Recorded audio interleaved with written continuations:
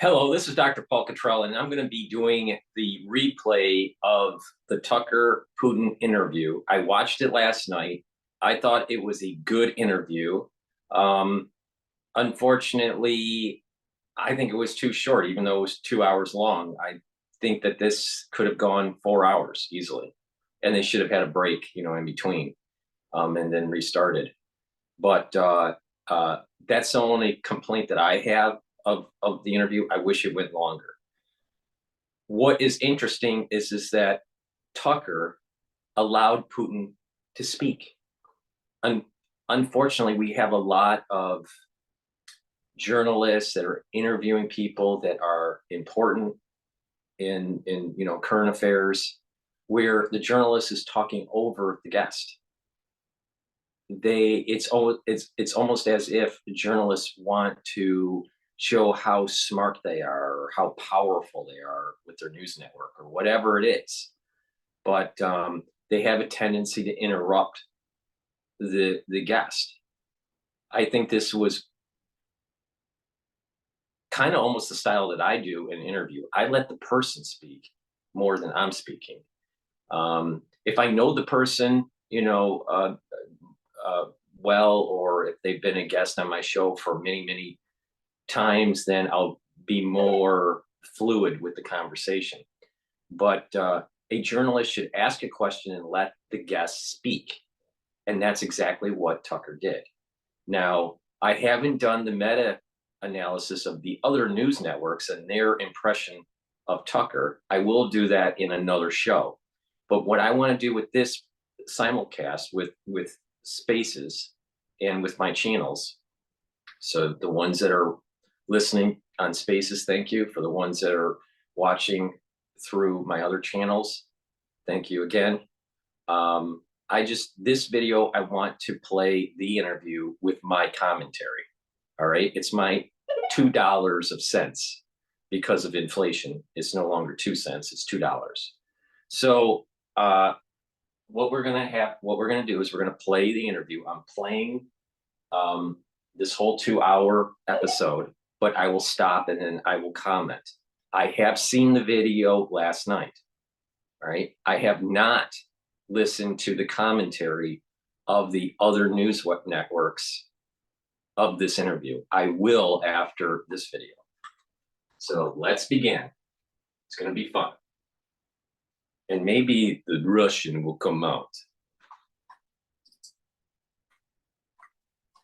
The following is an interview with the president of Vladimir Putin, February 6, 2024, at about 7 p.m. in the building behind us, which is, of course, the Kremlin.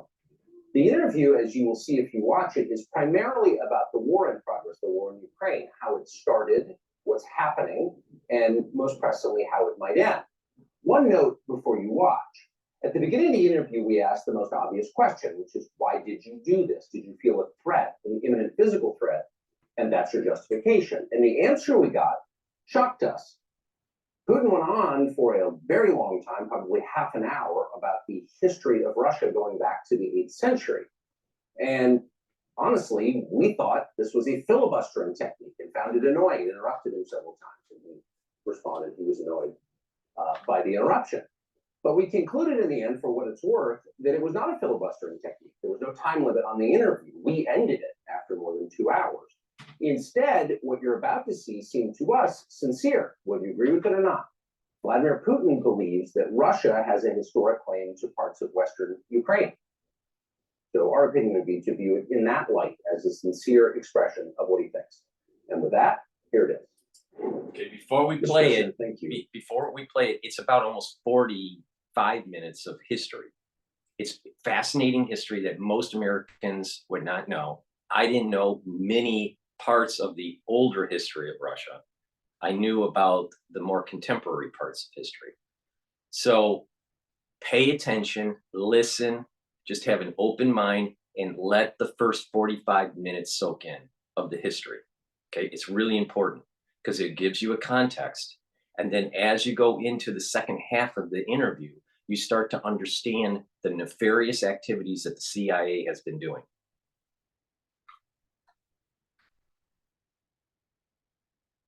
And again, I think hats off to Tucker for allowing Putin to speak instead of, overpowering the guests with just a bunch of questions. On February 22nd, 2022, you addressed your country in a nationwide address when the conflict in Ukraine started. And you said that you were acting because you had come to the conclusion that the United States, through NATO, might initiate a, quote, surprise attack on our country. And to American ears, that sounds paranoid. Tell us why you believe the United States might strike Russia out of the blue. How did you conclude that?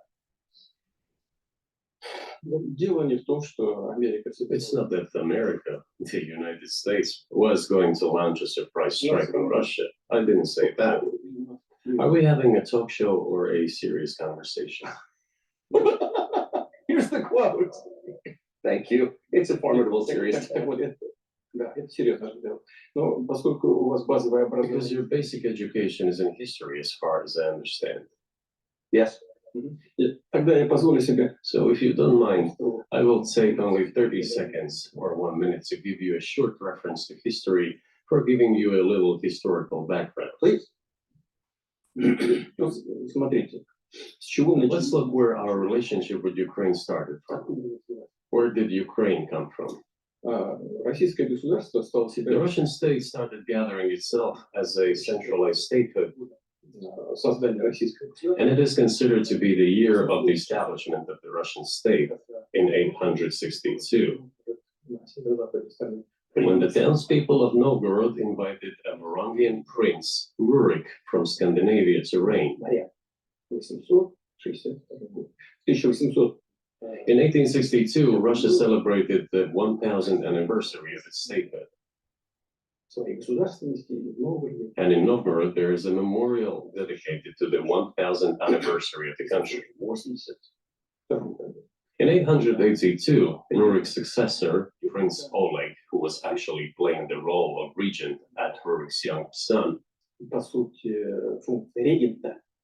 because Rurik had died by that time, came to Kiev.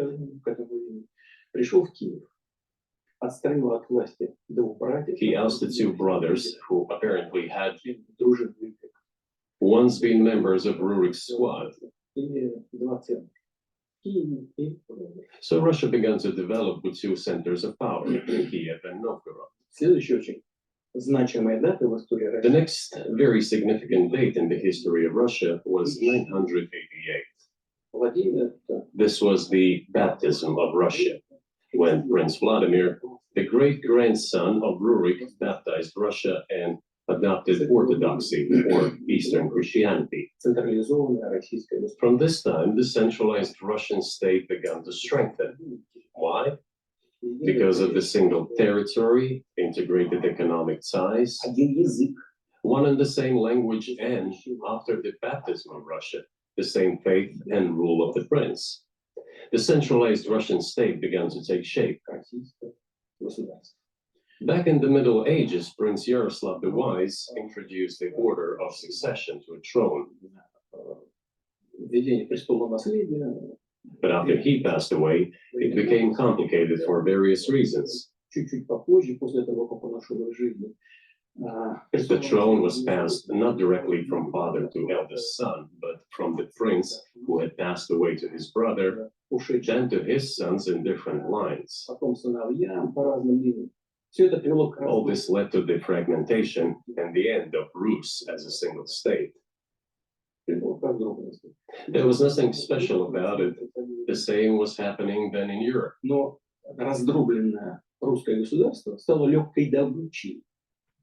But the fragmented Russian state became an easy prey to the empire created earlier by Genghis Khan. His successors, namely Batu Khan, came to Rus, plundered and ruined nearly all the cities. Now I'm going to interrupt, all right? It's important. He's setting the groundwork about fragmentation of the country and it becomes weak. This guy, Putin, has a very strong sense of history. And that's his guiding force. The southern part, including Kiev, by the way, and some other cities simply lost independence, while northern cities preserved some of their sovereignty. They had to pay tribute to the horde, but they managed to preserve some part of their sovereignty. And then a unified Russian state began to take shape with its center in Moscow. The southern part of Russian lands, including Kiev, began to gradually gravitate towards another magnet, the center that was emerging in Europe. This was the Grand Duchy of Lithuania. It was even called the Lithuanian-Russian Duchy, because Russians were a significant part of this population.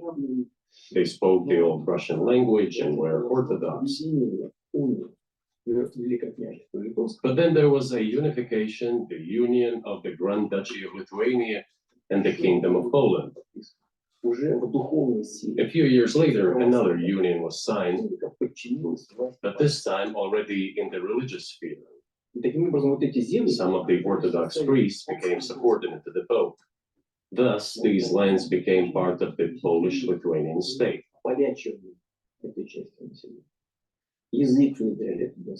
During decades, the Poles were engaged in Polonization of this part of the population.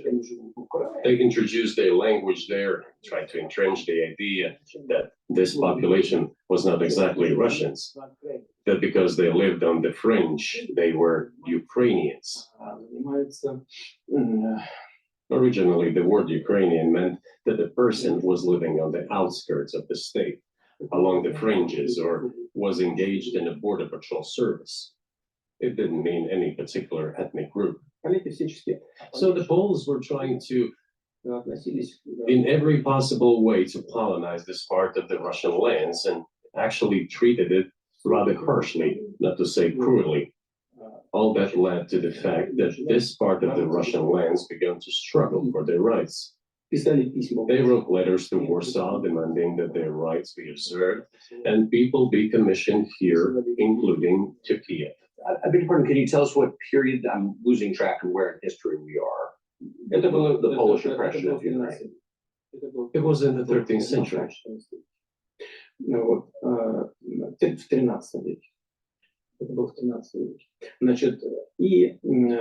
Now I will tell you what happened later and give the date so that there is no confusion. And in 1654, even a bit earlier, the people who were in control of the authority over that part of the Russian lands addressed Warsaw, I repeat, demanding that they send them to rulers of Russian origin and Orthodox faith. When Warsaw did not answer them, and in fact rejected their demands, they turned to Moscow, so that Moscow took them away. So that you don't think that I'm inventing things. I'll give you these documents. Well, it doesn't sound like you're inventing it. I'm not sure why it's relevant to what happened 2 years ago. But still, these are documents from the archives, copies. Here are the letters from Bogdan Khmelnytsky, the man who then controlled the power in this part of the Russian lands that is now called Ukraine.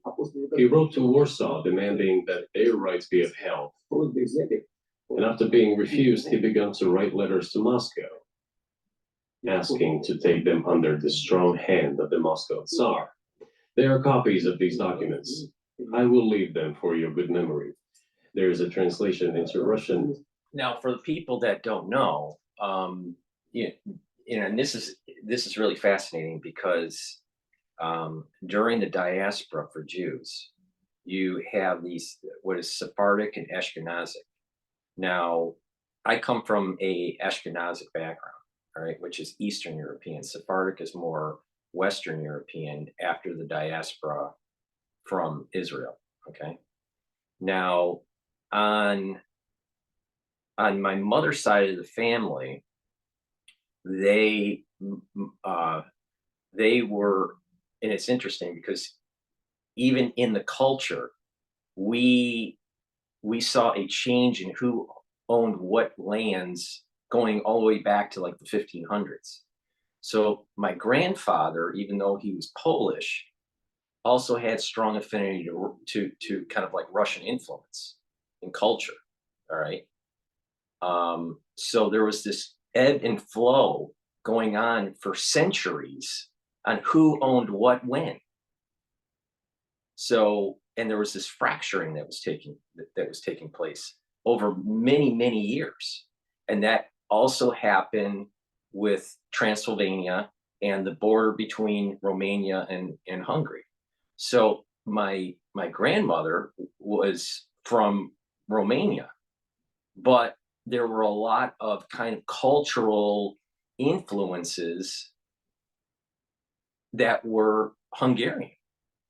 So when you're talking about a group of people like the Jews, the Ashkenazic Jews, that were in that region for hundreds and hundreds and hundreds and hundreds of years, all right, you get like a fingerprint of this ebb and flow that Putin is talking about. So the American public, our history is relatively new. The founding of the country was in the 1700s. It's, so it's less than 300 years old. Now, if you want to get, a little deeper, the 1600s, you start having the colonization. Yet 1492 was when Columbus, sailed the Atlantic Ocean. So by the time Columbus discovered, quote, the New World, you already had activity within this region that was ebbing and flowing, right? So, I have seen it, just cultural thumbprints, right? Or, cultural epigenetics, if you want to call it that, which is, I think, a word I just, a phrase I just made up, but cultural epigenetics, all right, that it shadows exactly what Putin is saying. You can see it in the Jewish culture at different periods of time within Eastern Europe, going from 10, something like 10, maybe 1000, 1050 AD, all the way to modern time. There's this ebb and flow, and that Ukraine has always been kind of like a hodgepodge. And it's fractured and then re-amalgamated and then fractured again, and it ebbs and flows. So there are many Jews, depending on what time period, were they Polish or were they officially Russian, or were they Polish or were they, quote, Ukrainian, or were they Romanian or were they Hungarian? And I saw it in my own family. So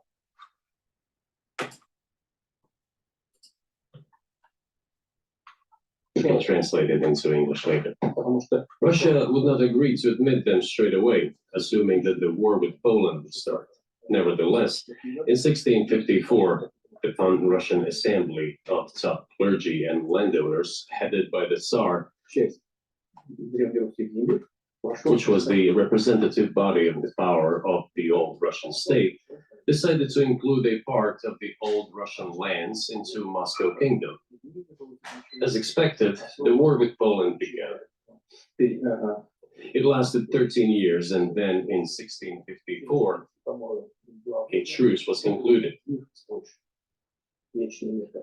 And 32 years later, I think, a peace treaty with Poland, which they called Eternal Peace, was signed. And these lands, the whole left bank of Dnieper, including Kiev, went to Russia. And the whole right bank of Dnieper remained in Poland. Under the rule of Catherine the Great, Russia reclaimed all of its historical lands, including in the south and west. This all lasted until the revolution.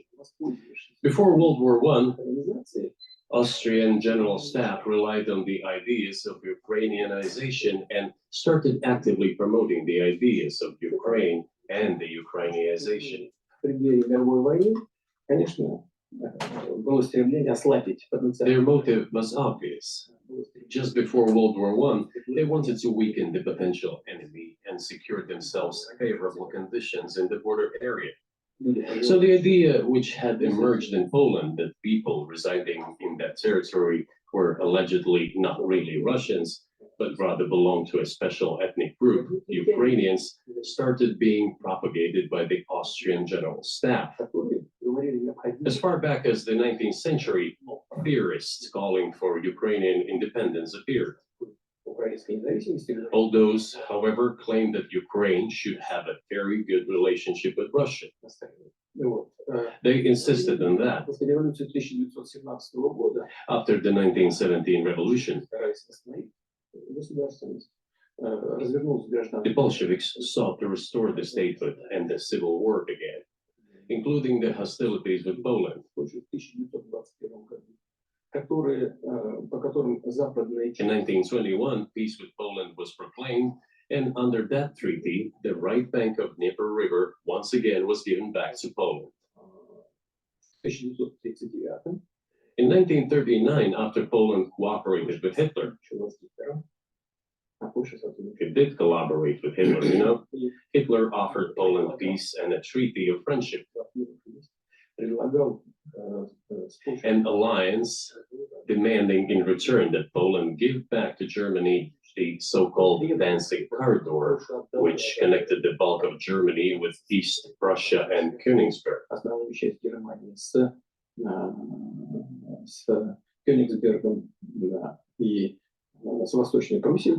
World War I, this territory was transferred to Poland, and instead of Danzig, a city of Dansk emerged. Hitler asked them to give it amicably, but they refused. Of course.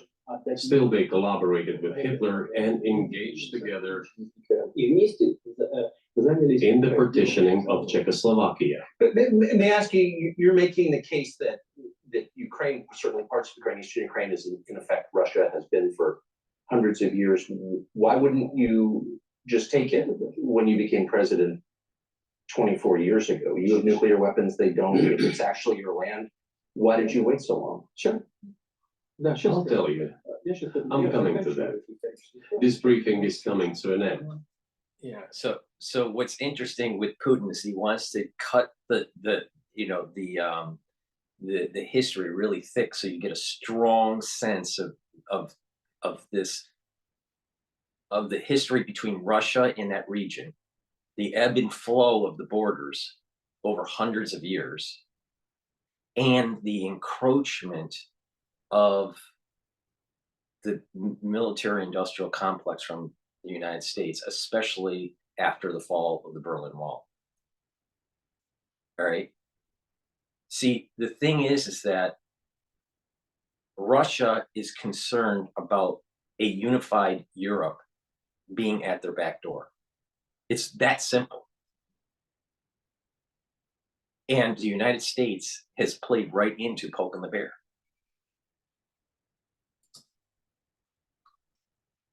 It might be boring, but it It's not explains boring. many things. You just don't know how it's relevant.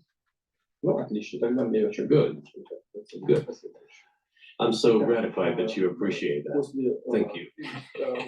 So before World War II, Poland collaborated with Hitler, and although it did not yield to Hitler's demands, it still participated in the partitioning of Czechoslovakia together with Hitler, as the Poles had not given the Danzig corridor to Germany and went too far, pushing Hitler to start World War II by attacking them. Why was it Poland against whom the war started on 1st September 1939? Poland turned out to be uncompromising, and Hitler had nothing to do but start implementing his plans with Poland. By the way, the USSR, I have read some archive documents, behaved very honestly.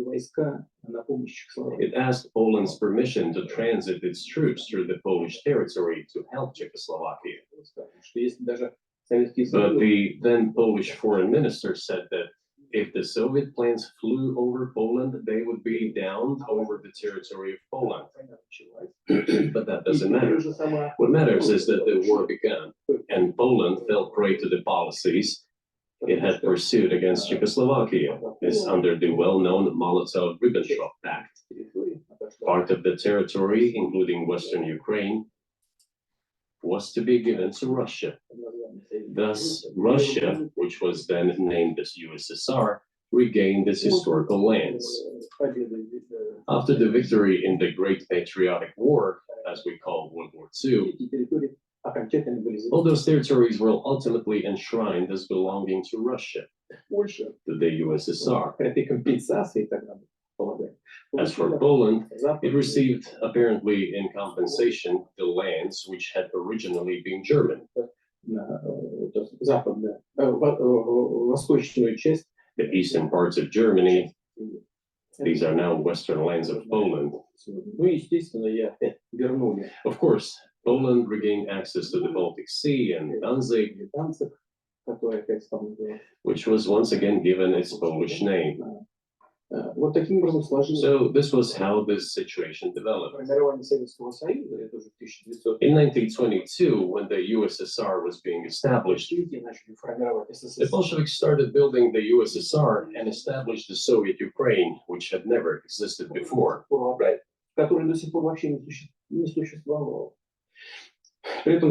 Stalin insisted that those republics be included in the USSR as autonomous entities. For some inexplicable reason, Lenin, the founder of the Soviet state, insisted that they be entitled to withdraw from the USSR. And Now you again, gotta for remember, some- right after World War II, you know, the Russians lost a lot of men, right? So it may have been Stalin must have thought that he just couldn't hold it militarily.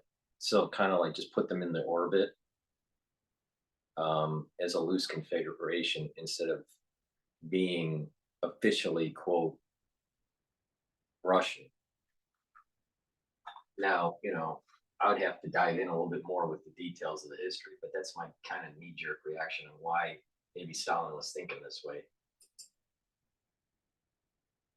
Reasons he transferred to that newly established Soviet Republic of Ukraine some of the lands together with people living there, even though those lands had never been called Ukraine, and yet they were made part of that Soviet Republic of Ukraine.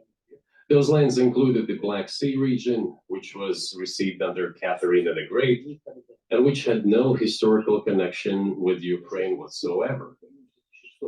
Even if we go as far back as 1654, when these lands returned to Russian Empire, that territory was the size of 3 to 4 regions of modern Ukraine, with no Black Sea region. That was completely out of the question. In 1654. Exactly. I'm just, you obviously have encyclopedic knowledge of this region, but why didn't you make this case for the first 22 years as president that Ukraine wasn't a real country?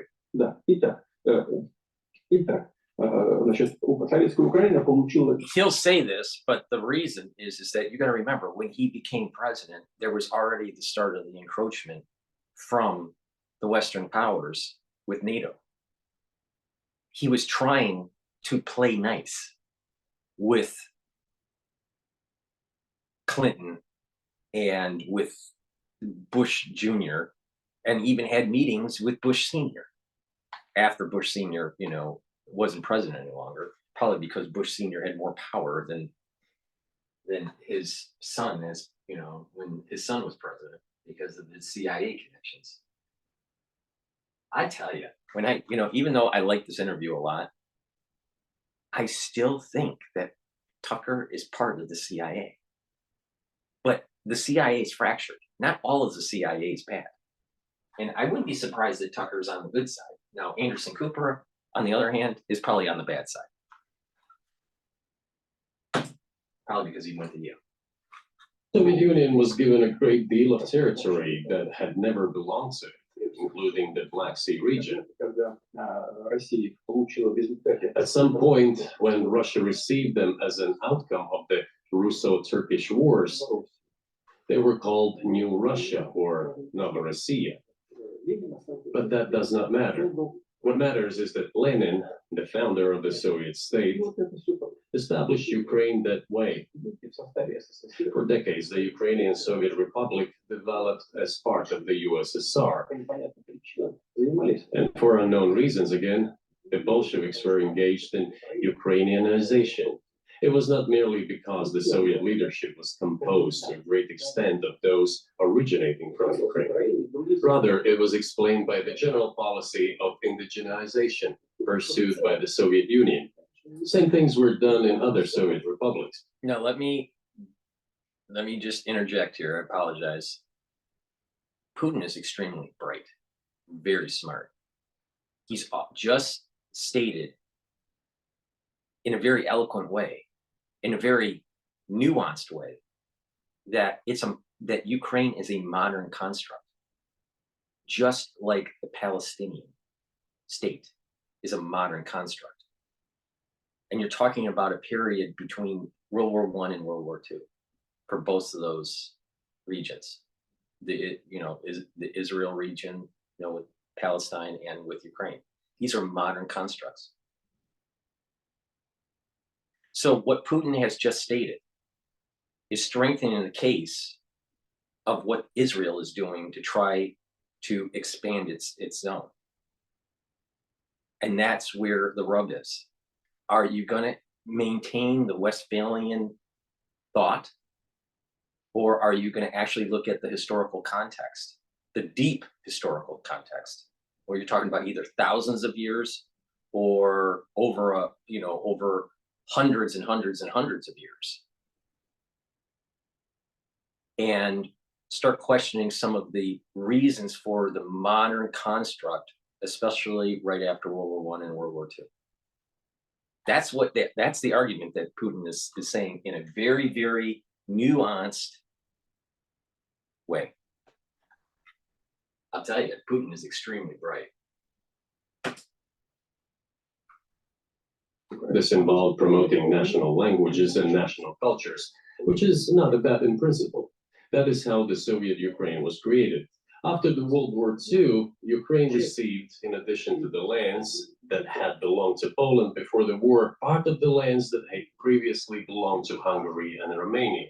So Romania and Hungary had some of their lands taken away and given to the Soviet Ukraine, and they still remain part of Ukraine. So in this sense, we have every reason to affirm that Ukraine is an artificial state that was shaped at Stalin's will. Do you believe Hungary has a right to take its land back from Ukraine, and that other nations have a right to go back to their 1654 borders? Я не знаю, как границы. I'm not sure whether they should go back to the 1654 borders. Все считают, что But given Stalin's time, so-called Stalin's regime, which as many claim saw numerous violations of human rights and violations of the rights of other states, в этом смысле, конечно, вполне можно,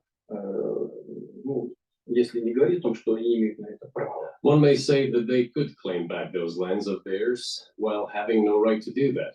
It is at least understandable. Have you told Viktor Orban that he can have part of Ukraine? Никогда не говорил. Never. I have never told him, not a single time. У нас с ним даже на этот счет не было разговора. Он достоверно. We have not even had any conversation on that, but I actually know for sure that Hungarians who live there Они, конечно, хотят вернуться на свою историю. wanted to get back to their historical land. Отвлекусь. Moreover, I would like to share a very interesting story with you. Где-то в начале. I digress. It's a personal one. This kind of ties into what I was saying about what happened with my grandmother. She was in Transylvania, and there's this border between Hungary and around Transylvania, between Hungary and Romania. All right. Now, culturally, mostly she was out in the outskirts, and she lived on, a farm and all this with goats and stuff like that. So it was a very low populated area. All right. But what's interesting is that there were postcards that some of the relatives have seen, some of my elderly relatives have seen, that actually that were coming at that time period from her side of the family, that were written not in Romanian, but some sort of mixed Hungarian language on the postcards. All right. So I'm not an expert at language, but people can look at that. Romanian language is more from the Romance language, while Hungarian is not. And you can tell the difference based on if it was a Romance language or not. Okay. I don't know all the details of that. I don't even like foreign language in general. But the point here is that in my family, on my grandmother's side, they had still had the imprint of Hungarian culture, even though being in Romania is the point here. All right. It was kind of like this hodgepodge Hungarian language, probably a Yiddish form of Hungarian, which was not Romanian, that was written on the postcards, even though, my grandmother was from Romania. Unfortunately, she passed away. My grandmother passed away when I was 12. I never heard her speak Romanian, ever. I only remember her speaking English.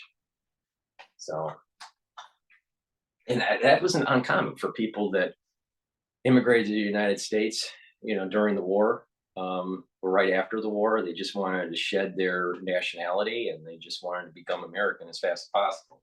Unlike what's happening today in with illegal immigration. They want to turn America into Mexico. The early 80s, I went on a road trip in a car from then Leningrad across the Soviet Union through Kiev. Made a stop in Kiev and then went to Western Ukraine. I went to the town of Beregovoye. And all the names of towns and villages, they were in Russian and in the language I did not understand, in Hungarian, in Russian and in Hungarian, not in Ukrainian, in Russian and in Hungarian. I was driving through some kind of village, and there were men sitting next to the houses, and they were wearing black three-piece suits and black cylinder hats. I asked, are they some kind of entertainers? I was told, no, they were not entertainers, they're Hungarians. I said, what are they doing here? What do you mean? This is their land, they live here. This was during the Soviet time in the 1980s.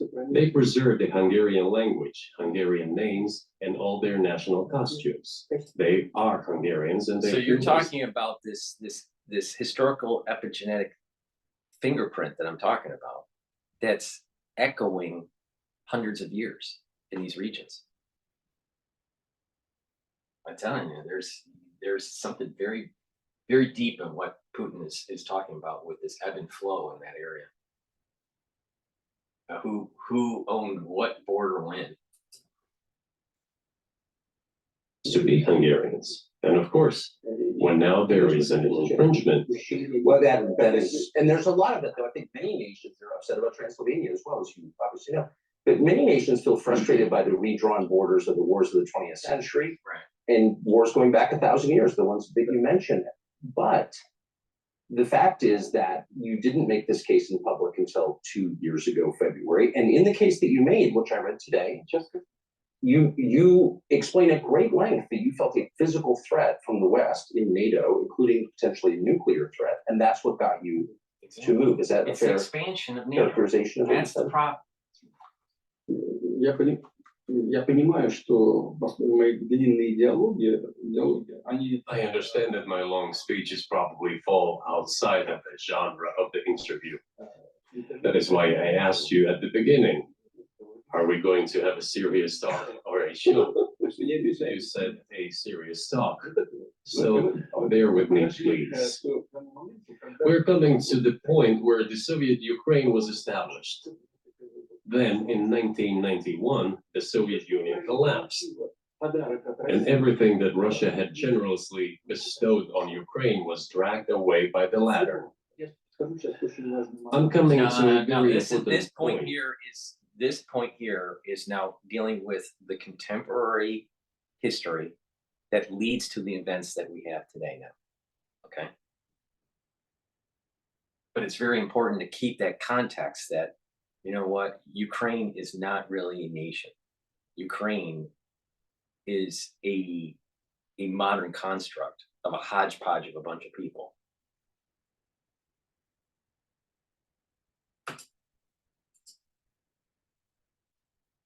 Today's agenda. Этот развал Советского Союза. Thank you. After all, the collapse of the Soviet Union was effectively initiated by the Russian leadership. Не знаю, чем тогда руководствовалось руководство России. Но I do not understand what the Russian leadership was guided by at the time, but I suspect there were several reasons to think everything would be fine. первое.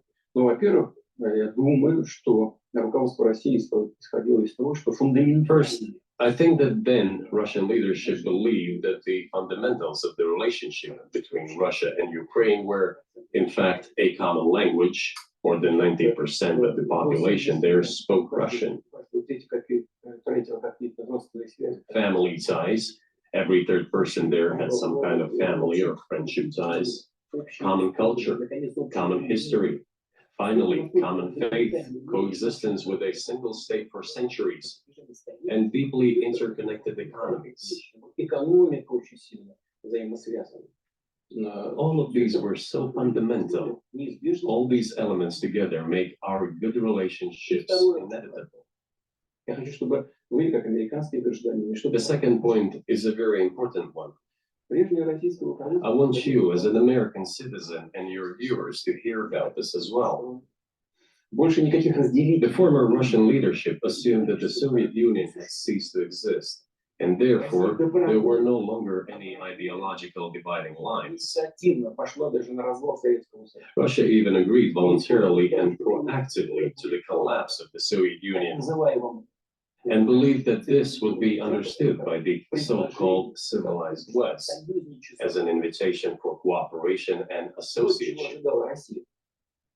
That is what Russia was expecting, both from the United States and the so-called collective West as a whole. В том числе и в Германии. Эген Бар. There were smart people, including in Germany, Egon Bahr, a major politician of the Social Democratic Party, who insisted in his personal conversations with the Soviet leadership on the brink of the collapse of the Soviet Union that a new security system should be established in Europe. Помочь объединиться Германии. Но Help should be given to unify Germany, but a new system should be also established to include the United States, Canada, Russia, and other Central European countries. Yes. But NATO needs not to expand. That's what he said. If NATO expands, everything would be just the same as during the Cold War, only closer to Russia's borders. That's all.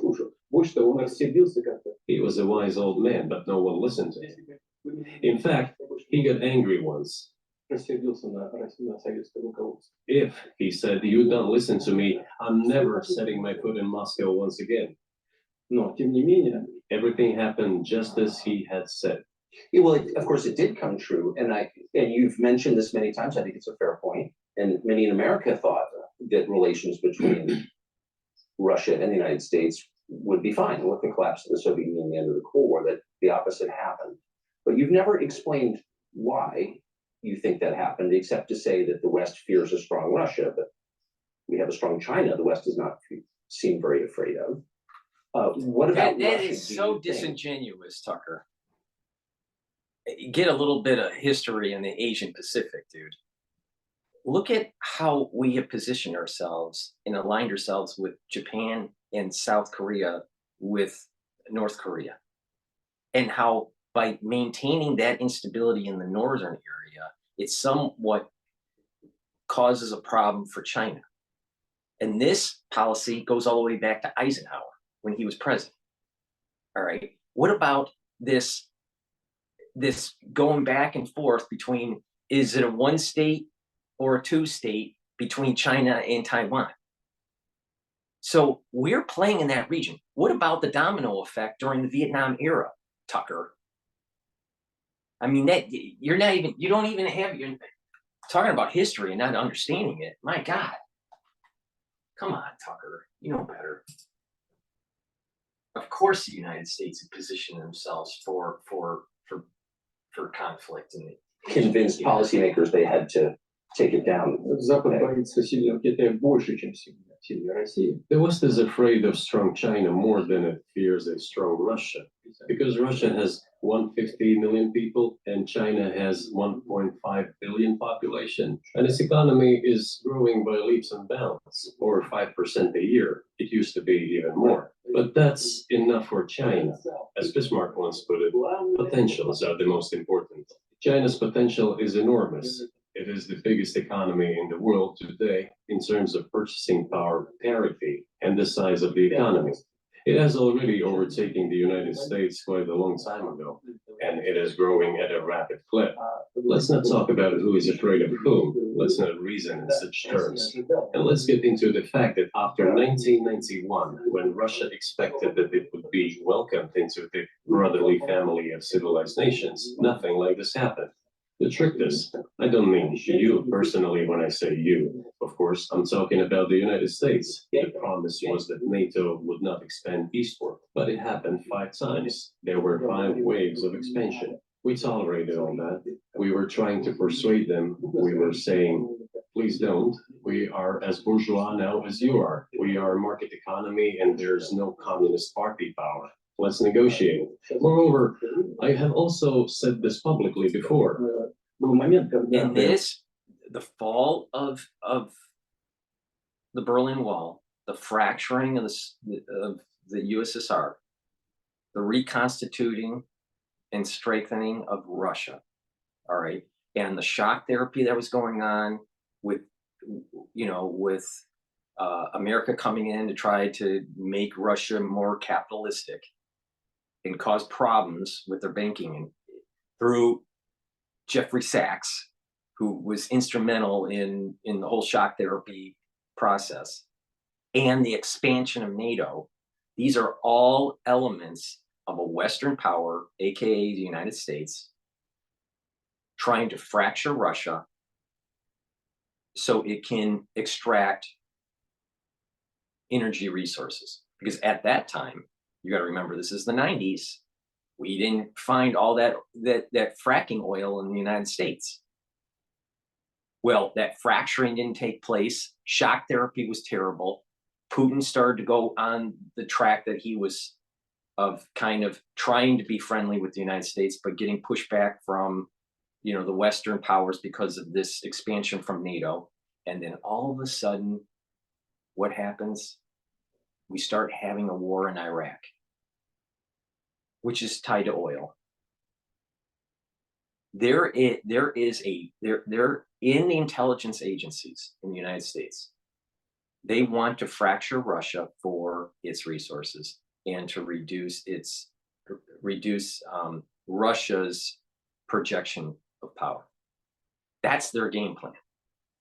Instead of having some sort of partner, we should have aligned with Russia more than we aligned with China in terms of economics. It was a major mistake through the Clinton administration. And obviously a major mistake through both Bush administrations.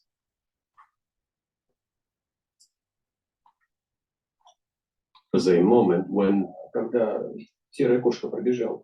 a certain rift started growing between us. Before that, Yeltsin came to the United States. Remember, he spoke in Congress and said the good words. God bless America. Everything he said were signals. Let us in. Remember the developments in Yugoslavia before the Yeltsin was lavished with praise as soon as But there was, now this is in the 90s, there was always an orchestrated effort to try to turn the next century into China, a century for China. You had power brokers that were selling the American people down the river, selling the Russian people down the river to strengthen China. Because they had all this FDI money going over there and they could make 10 or 15% or even more a return. because of that growing economy. That's what happened. That played out for 30 years. And now we have a war in Europe. Most likely we'll have a war in Asia. And we're already having wars in the Middle East. The CIA fucked the American person over.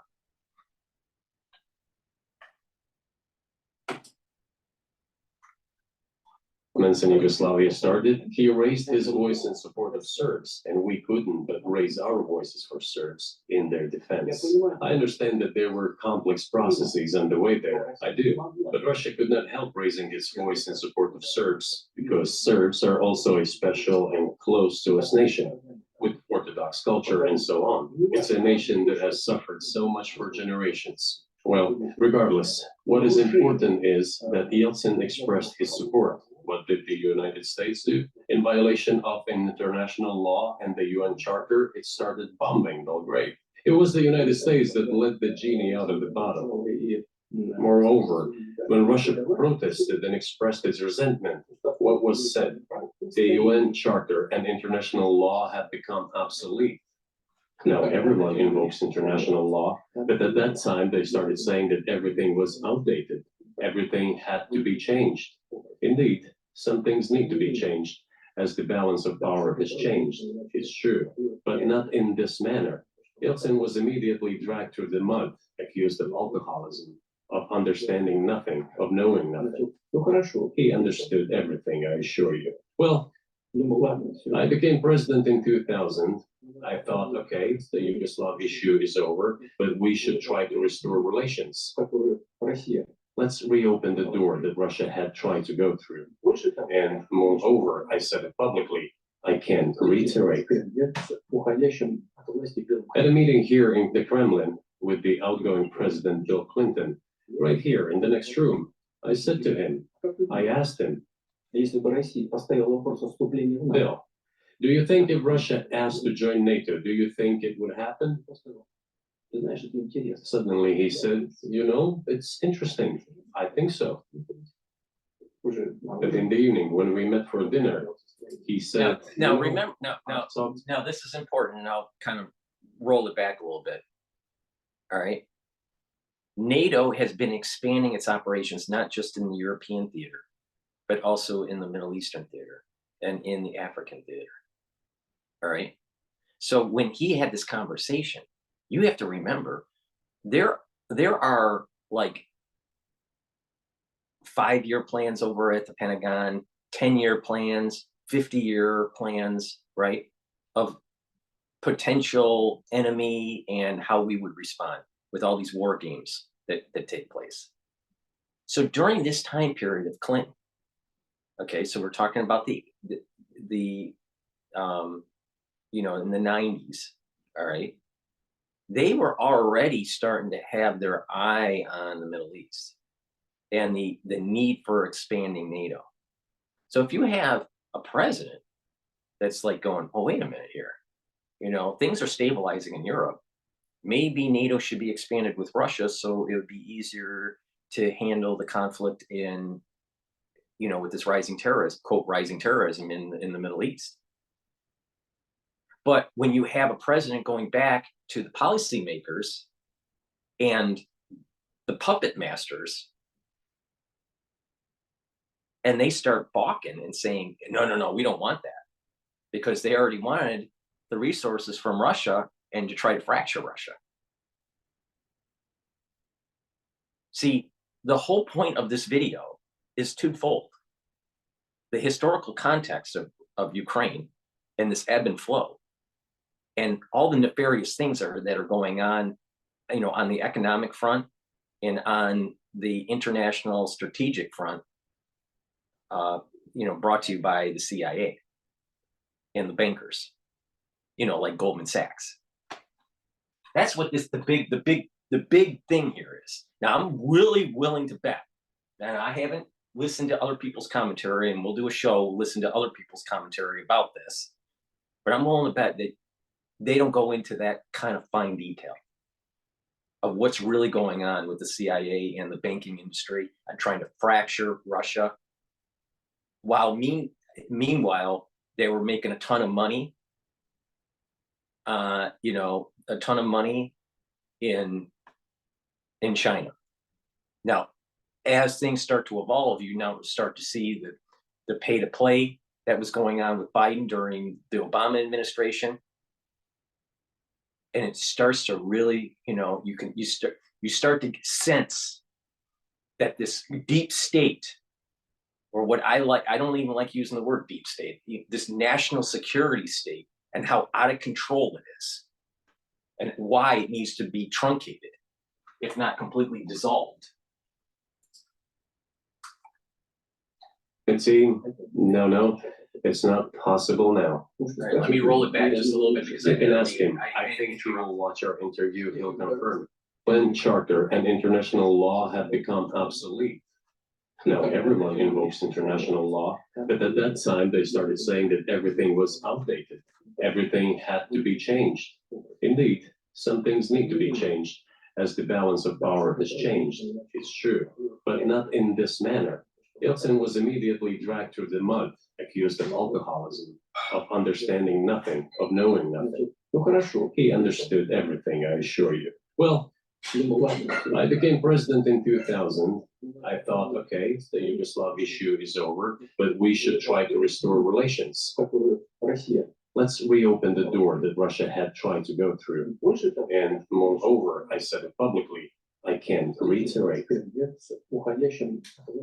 At a meeting here in the Kremlin with the outgoing President Bill Clinton, right here in the next room, I said to him, I asked him, Bill, do you think if Russia asked to join NATO, do you think it would happen? Suddenly he said, it's interesting. I think so. But in the evening, when we met for dinner, he said, I've talked to my team. No, it's not possible now. You can ask him. I think he will watch our interview. Not possible now. Think about that. We wouldn't have had the problem that we have today if the decision to bring Russia closer to the Western powers economically and militarily, by integrating them into NATO, we wouldn't have the problem we have today. Biggest fucking mistake in the Clinton administration.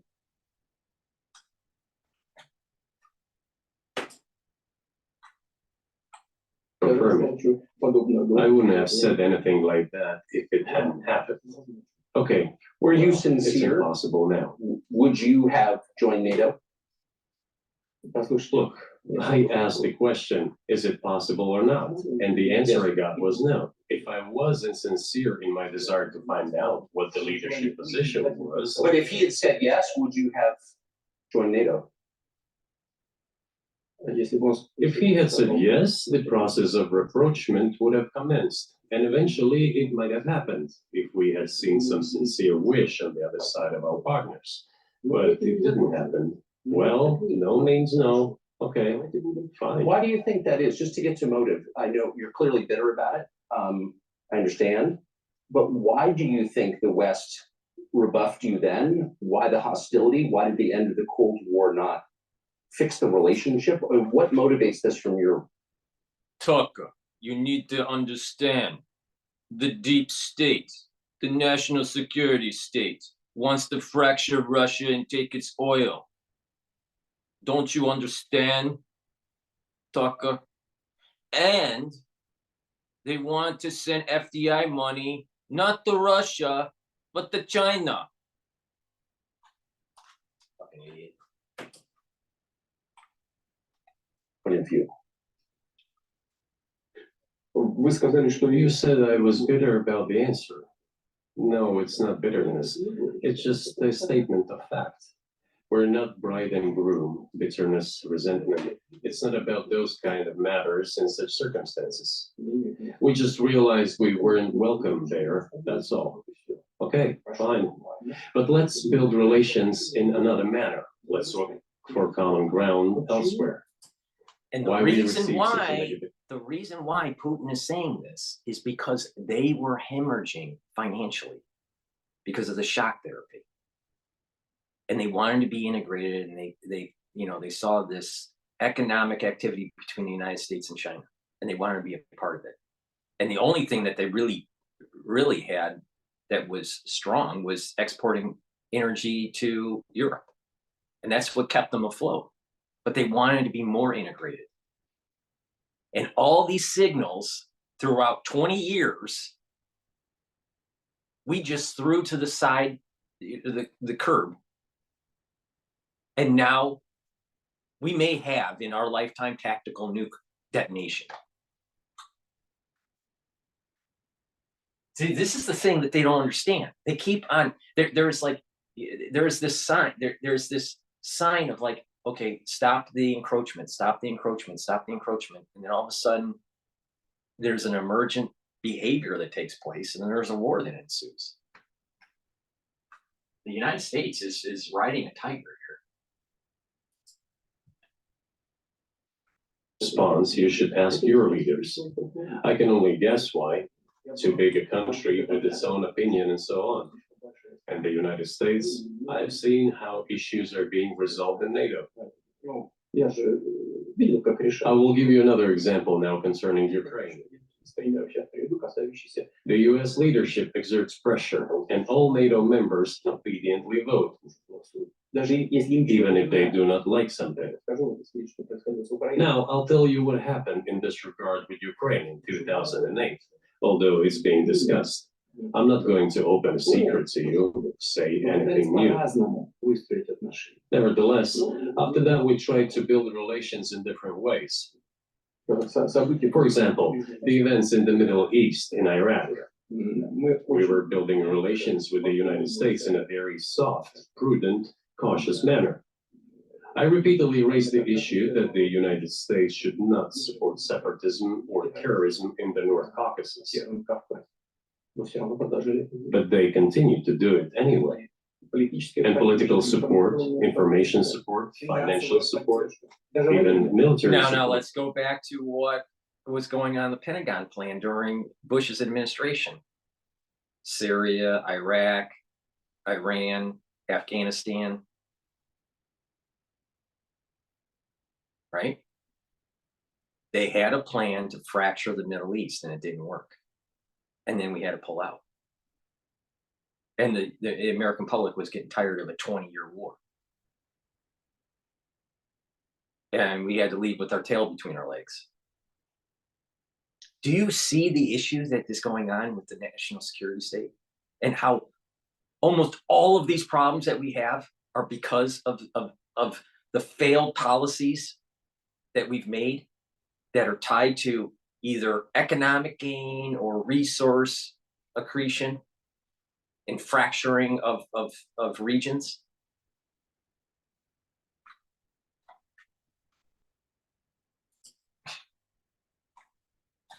From the United States and its satellites for terrorist groups in the Caucasus.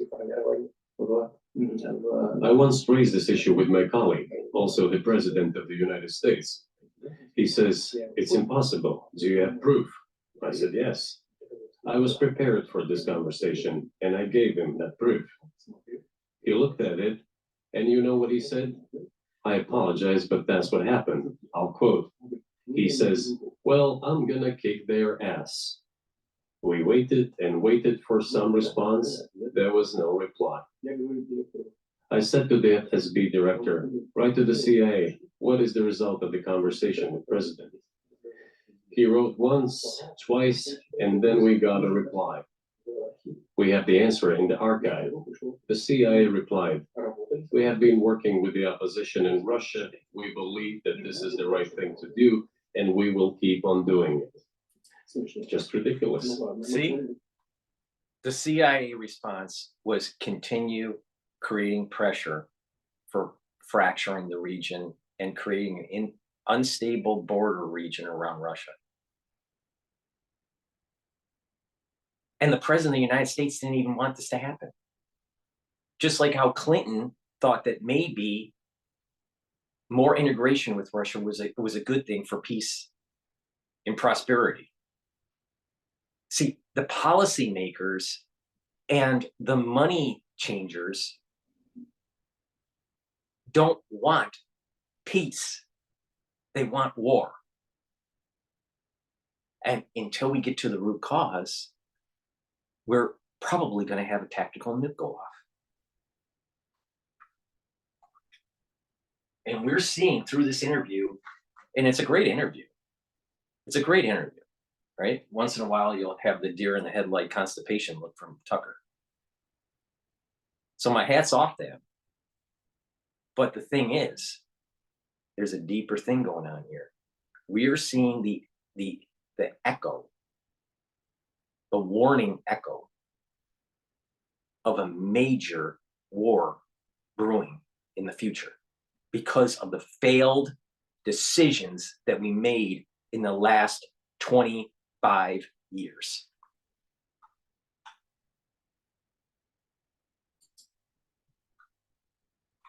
Oh, okay. We realized that it was out of the question. Forces in opposition to you. So you're saying the CIA is trying to overthrow your government. Yeah, of Ну, course. конечно, имелось в виду в данном Of случае. course, they meant in that particular case the separatists, the terrorists who fought with us in the Caucasus. Называли. That's who they called the opposition. Это вот второй момент. This is the Именно second очень point. важный. The third moment is a very important one. Is the moment when the US missile defense system. All right. So you have expansion of NATO, the inability to integrate with NATO, not helping economically, having more of an economic tie, then funding separatists. All right. This is poking the bear over many, many, many years. And I don't even think the president is doing it. The president of the United States. I don't think the president of the United States has that much power anymore. I think it's controlled by a group of people that are so entrenched that they have neutered the presidency's power. And this is the reason why they were so against Trump, because he's got a lot of balls.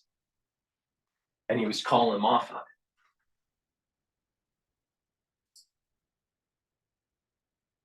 Created Начало. the beginning. И мы долго уговаривали. We persuaded for a long time not to do it in the United States. Меня пригласили в Moreover, отец Буша after was invited by Bush Jr.'s father, Bush Sr., to visit his place on the ocean, Там состоялась серьезная беседа, I had a very serious conversation with President Bush and his team. чтобы I proposed that the United States, Russia, and Europe jointly create a missile defense system that we believe, мы считаем, if created unilaterally, threatens our security, despite the fact that the United States officially said that it was being created against missile threats from Iran. That was the justification for the deployment of the missile defense system. Now think I about this. suggested Now, working together. there's a nuance here that maybe you didn't catch.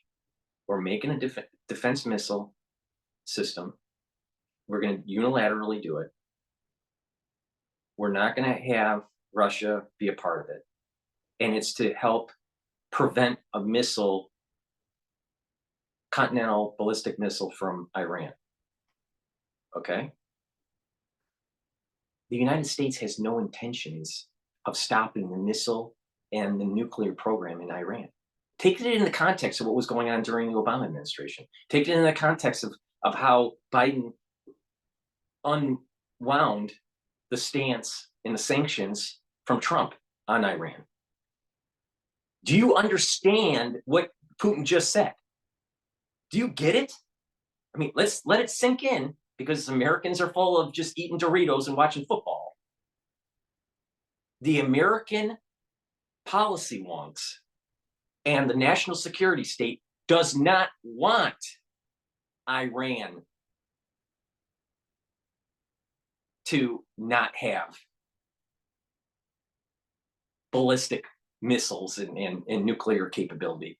The United States wants it. That's what he's saying. And that we're creating a missile system against it. Why? Well, if you just go bomb Iran and destroy their capability, you no longer have to invest in a missile system. So the power the power brokers here, they're going to make a ton of money and be on boards and be part of this whole defense system. Going to make a lot of money. While it was easier to actually go and bomb Iran and set on fire the Ayatollah's turban. It would cost less death would happen, and less insecurity in the region. But the United States doesn't want that. The United States wants them to have nuclear weapons. The United States wants them to have ICBMs. That's what Putin just said. Now it's nuanced.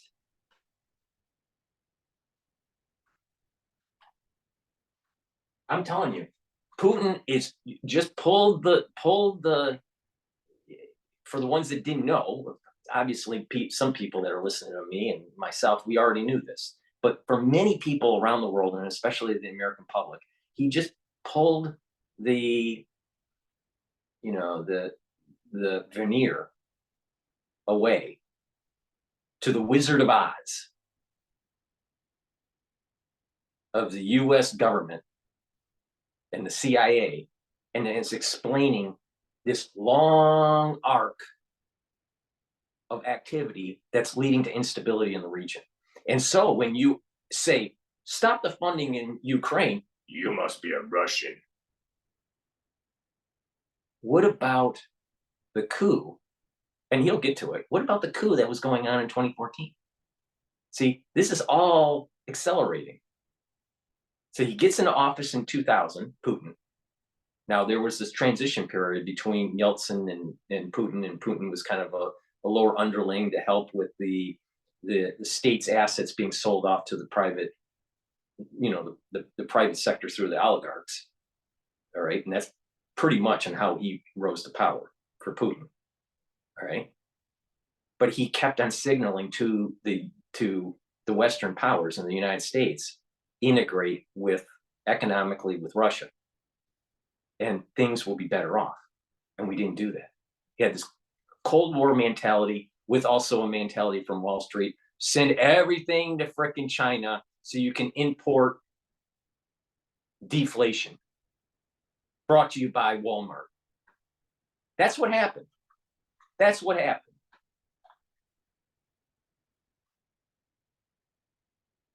The United States does not want to solve the problem in Iran because there's too much money to be made.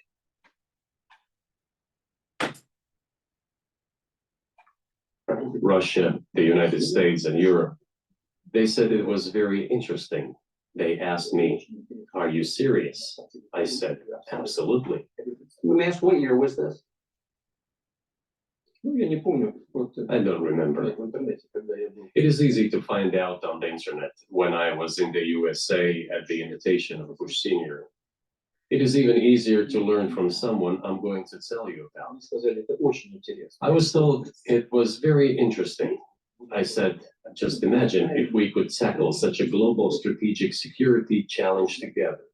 Right. The world will change. We'll probably have disputes, probably economic and even political ones, but we could drastically change the situation in the world. He says, yes. It would And radically change the UN, probably make it obsolete. And this whole military industrial complex would not have such a hold on the American public and even the Russian public. I'm telling you, we have to truncate the national security state. It's destroying America. It is what 1984 warned us about, and it is what Ayn Rand warned us about during, you know, with some of her writings.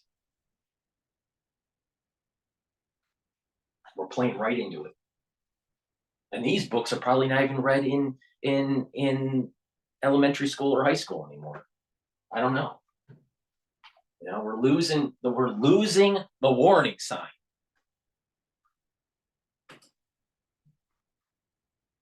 Are you serious? I said, of course. We need to think about it. I'm so. Вот в этот кабинет. I said, go ahead, please. Then Secretary of Defense Gates, former director of CIA, and Secretary of State Rice came in here in this cabinet, right here at this table. They sat on this table. Me, the foreign minister, the Russian defense minister on that side. They said to me, yes, we have thought about it. We agree. I said, thank God, great, Но but with some exceptions.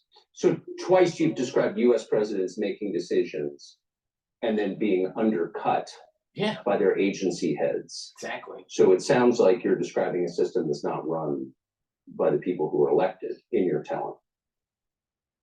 именно так. That's right. Конечно, That's не right. будет. Вот потом вообще не будут. In the end, they just told us to get lost. I'm not going to tell you the details because I think it's incorrect. After all, it was confidential conversation. But our proposal was declined. That's a fact. It was right then when I said, look, but then we will be forced to take countermeasures. We will create such strike systems that will certainly overcome missile defense systems. The answer was, we're not doing this against you, and you do what you want, assuming that it is not against us, not against the United States. I said, okay, very well. That's the way it went. And we created hypersonic systems with intercontinental range, and we continue to develop them. We're now ahead of everyone, the United States and the other countries, in terms And of. here is the issue. At the time, the United States didn't want to play ball with Russia. They thought because they were economically weak and that potentially fracture because of all these pressure points that were going on at the time, that they wouldn't be developing hypersonic missile systems or weapon systems. Well, by the way, they have.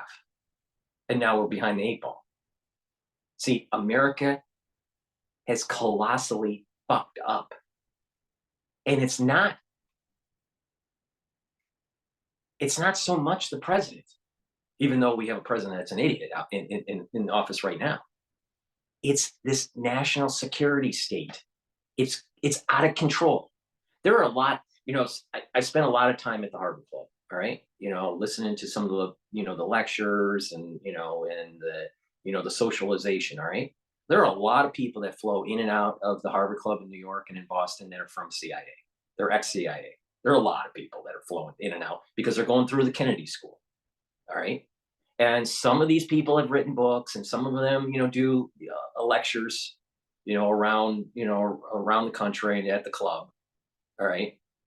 And there's a common theme about them. They're all male. They all seem to have a deep history within the U.S. infrastructure. Like their family immigrated early into the American history, and they all wear beards.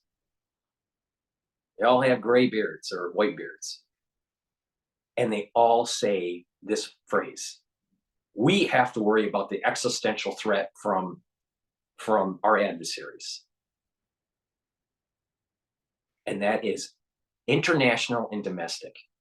And so they have this mindset of always being against Russia because they have this, many of them are from the Cold War mentality. And this idea of terrorism, so this is like the post 9/11 era CIA guy. And you have this idea of, well, the domestic terrorist, we got to hunt, we have to surveil because we don't know when something might pop up, either a cell or a lone wolf or whatever. And so they erode the civil liberties. And so they create systems, they create surveillance programs through the NSA to be able to collect all this data, to be able to, find the bad guy, even though the bad guy is actually at the CIA. I'll tell you, these people with these existential threats, this existential threat mentality that they have is what's destroying our country. And I have personally met these fuckers.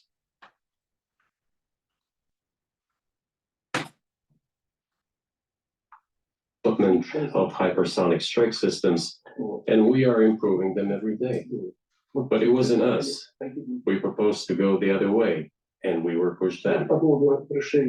Now, about NATO's expansion to the east. Well, we were promised no NATO to the east, not an inch to the east, as we were told. And then what? They said, well, it's not enshrined on paper, so we'll expand. So there were 5 waves of expansion, the Baltic states, the whole of Eastern Europe, and so on. And now I come to the main thing. They have come to the Ukraine, ultimately. In 2008, at the summit in Bucharest, they declared that the doors for Ukraine and Georgia to join NATO were open. Now about how decisions are made there. Germany, France seem to be against it, as well as some other European countries. But then, as it turned out, later, President Bush, and he's such a tough guy, a tough politician, as I was told later, he exerted pressure on us and we had to agree. It's ridiculous. It's like kindergarten. Where are the guarantees? What kindergarten is this? What kind of people are these? Who are they? You see, they were pressed, they agreed. And then they say, Ukraine won't be in the NATO, you know? I say, I don't know. I know you agreed in 2008. Why won't you agree in the future? Well, they pressed us then. I say, why won't they press you tomorrow? And you'll agree again. Well, it's nonsensical. Who's there to talk to? I just don't understand. We're ready to talk, but with who? Now, for the people that are watching and the ones that are listening, write this down on a piece of paper. Okay, at the time about 41 minutes in, all right, you will see that Tucker raises his eyes in that strange kind of deer in the headlight constipation look, all right? And, you know, of course, sometimes I get thoughts and they kind of become bigger thoughts later down the road, but just Mark, just listen to me and hear me out here. I am starting to get the feeling that Tucker is a white hat from the CIA. I can't prove it, but here's the things that I want you to start paying attention to. I feel that his raising of his eyebrows and widening his eyes, that constipation, you know, deer in the headlight look that he does, is a signal. And that the tie is a signal. Now, it's a regimental tie that he's wearing.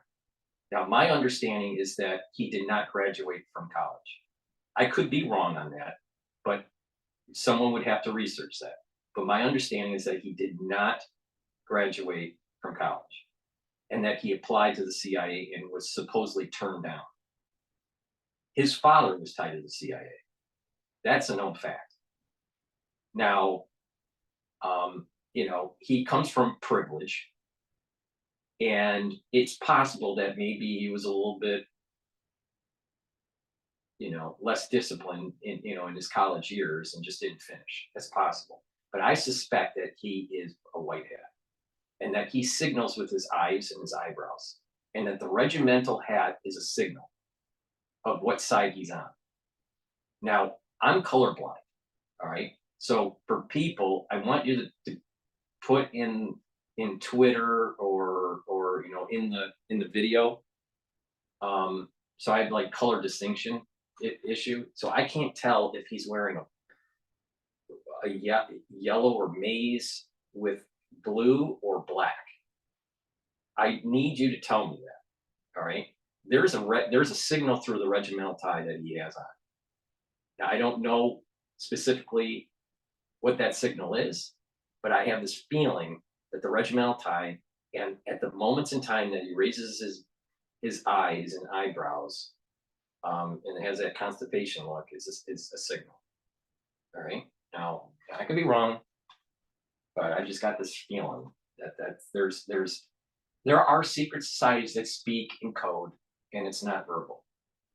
It's through symbols, and it's through facial expressions and handshakes. Something's up with our Tucker. guarantees. None. Не было там. So they started to develop the territory of Ukraine. Whatever is there, I have told you the background, how this territory developed, what kind of relations they were with Russia. Every second or third person there has always had some ties with Russia. And during the elections in already independent sovereign Ukraine, which gained its independence as a result of the Declaration of Independence. And by the way, it says that Ukraine is a neutral state, and in 2008, suddenly the doors or gates to NATO were open to it. Oh, come on. This is not how we agreed. Now, all the presidents that have come to power in Ukraine, they relied on electorate with a good attitude to Russia in one way or the other. This is the southeast of Ukraine. This is a large number of people. And it was very difficult to persuade this electorate, which had a positive attitude towards Russia. Viktor Yanukovych came to power, and how? The first time he won after President Kuchma, they organized a third round, which is not provided for in the constitution of Ukraine. This is a coup d'etat. Just imagine someone in the United States wouldn't like the outcome. In 2014. Before that, no, this was before that. After President Kuchma, Viktor Yanukovych won the elections. However, his opponents did not recognize that victory. The US supported the opposition, and the third round was scheduled. What is this? This is a coup. The US supported it, and the winner of the third round came to power. Imagine if in the US. So you had a CIA that has this perspective that Russia's trying to influence elections, and the CIA is trying to do something to counter that, and they're causing all of this instability on top of the five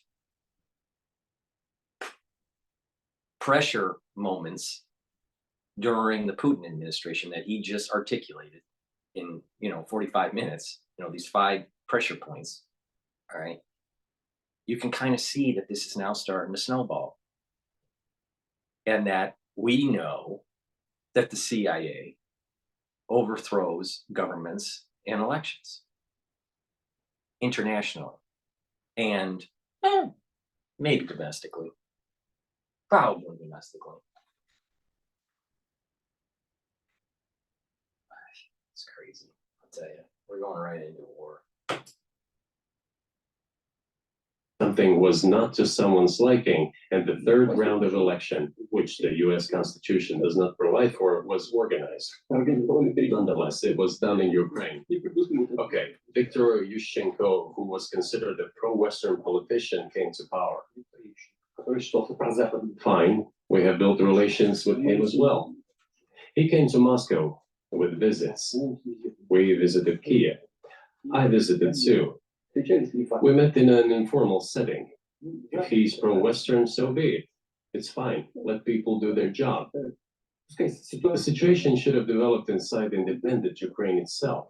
As a result of Kuchma's leadership, things got worse, and Viktor Yanukovych came to power after all. Maybe he wasn't the best president and politician. I don't know.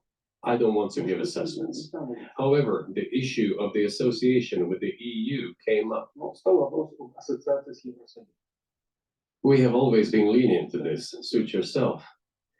But when we read through the Treaty of Association, it turned out to be a problem for us, since we had a free trade zone and open customs borders with Ukraine, which under this association had to open its borders for Europe, which would have led to flooding of our market. We said, no, this is not going to work. We shall close our borders with Ukraine then. The customs borders, that is.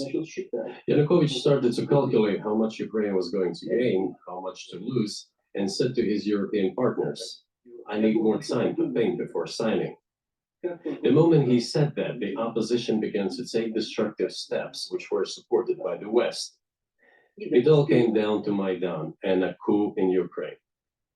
So he did more trade with Russia than with the EU. Ukraine did. Of course. It's not even the matter of trade volume, although for the most part it is. It is the matter of cooperation size, which the entire Ukrainian economy was based on. The cooperation size between the enterprises were very close since the times of the Soviet Union.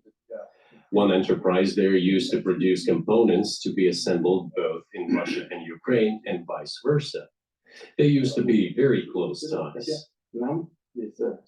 A coup d'etat was committed, although I shall not delve into details now, as I find doing it inappropriate, the US told us.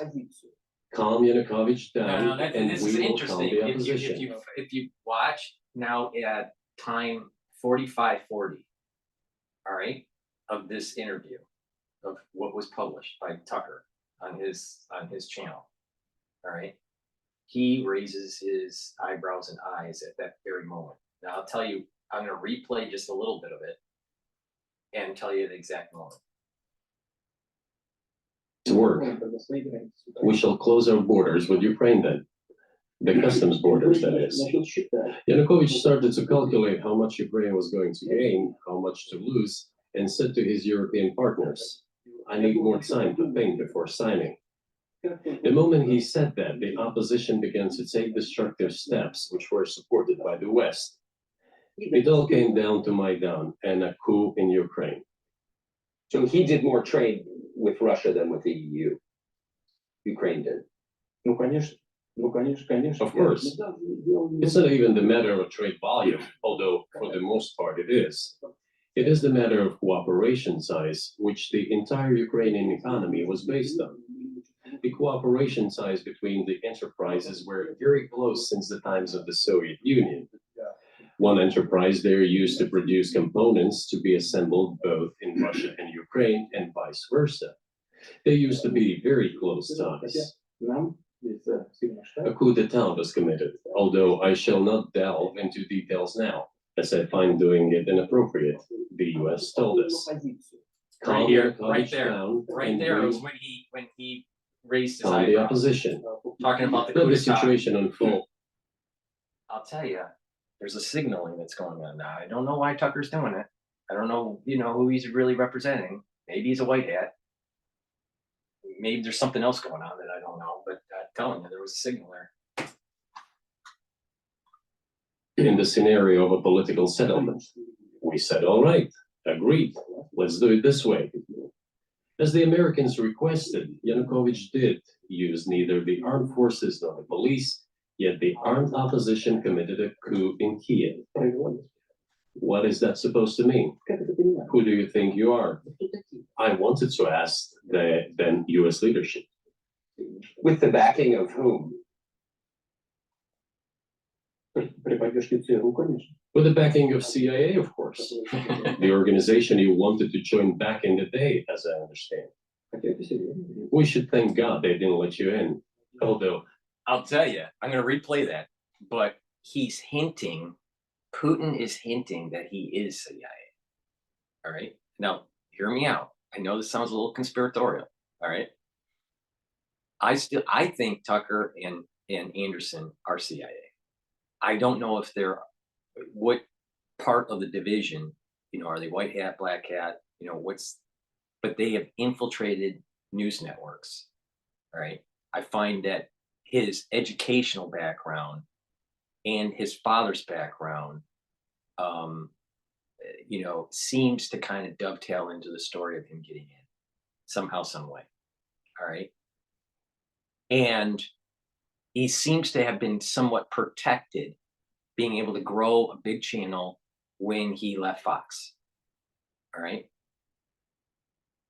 Now,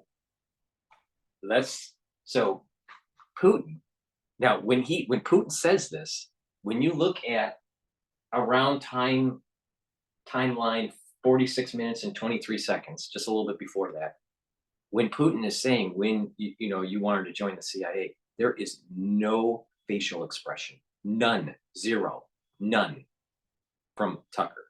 While you watch at these different moments, he has these like wide-eyed, constipation look, deer in the headlight look, or an over laughter that he does that's annoying.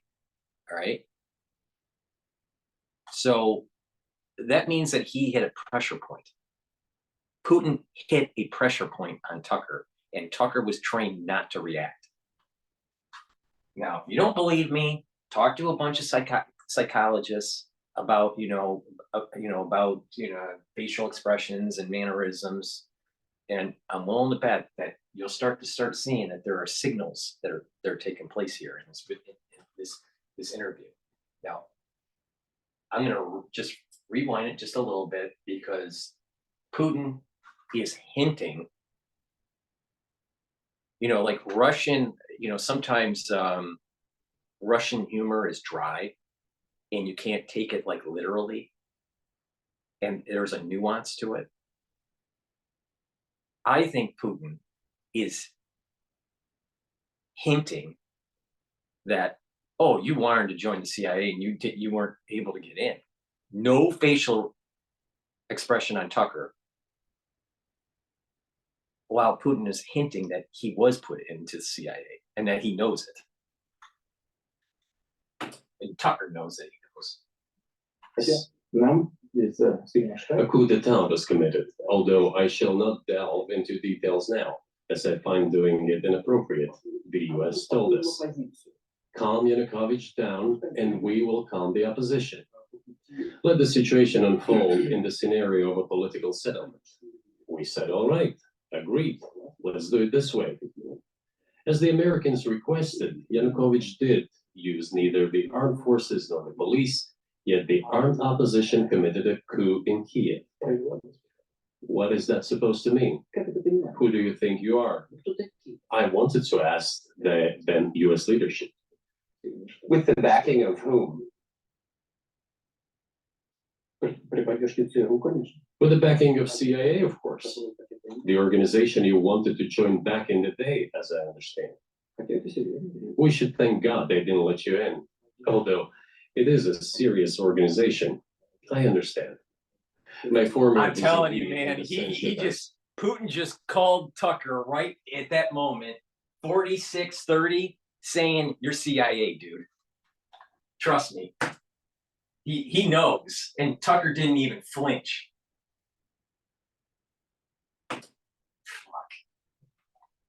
Then the first main directorate, Soviet Union's intelligence service.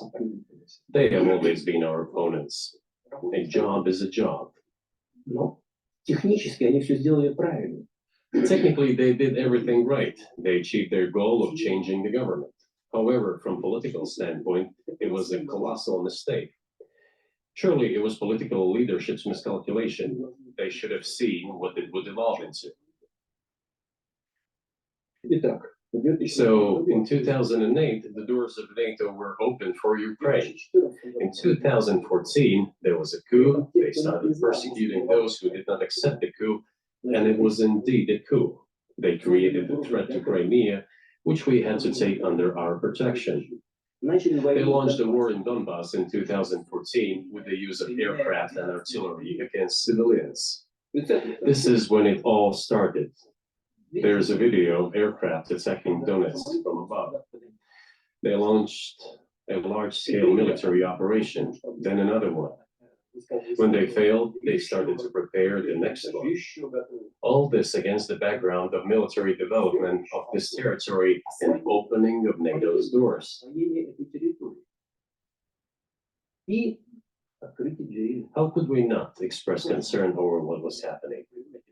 From our side, this would have been a culpable negligence. That's what it would have been. It's just that the US political leadership pushed us to the line we could not cross, because doing so could have ruined Russia itself.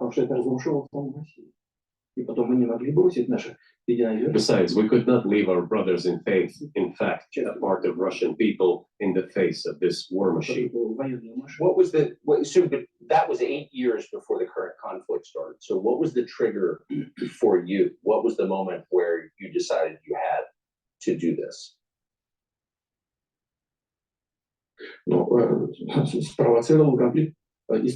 Initially, it was the coup in Ukraine that provoked the conflict. By the way, back then the representatives of 3 European countries, Germany, Poland, and France, arrived. They were the guarantors of the signed agreement between the government of Yanukovych and the opposition. They signed it as guarantors.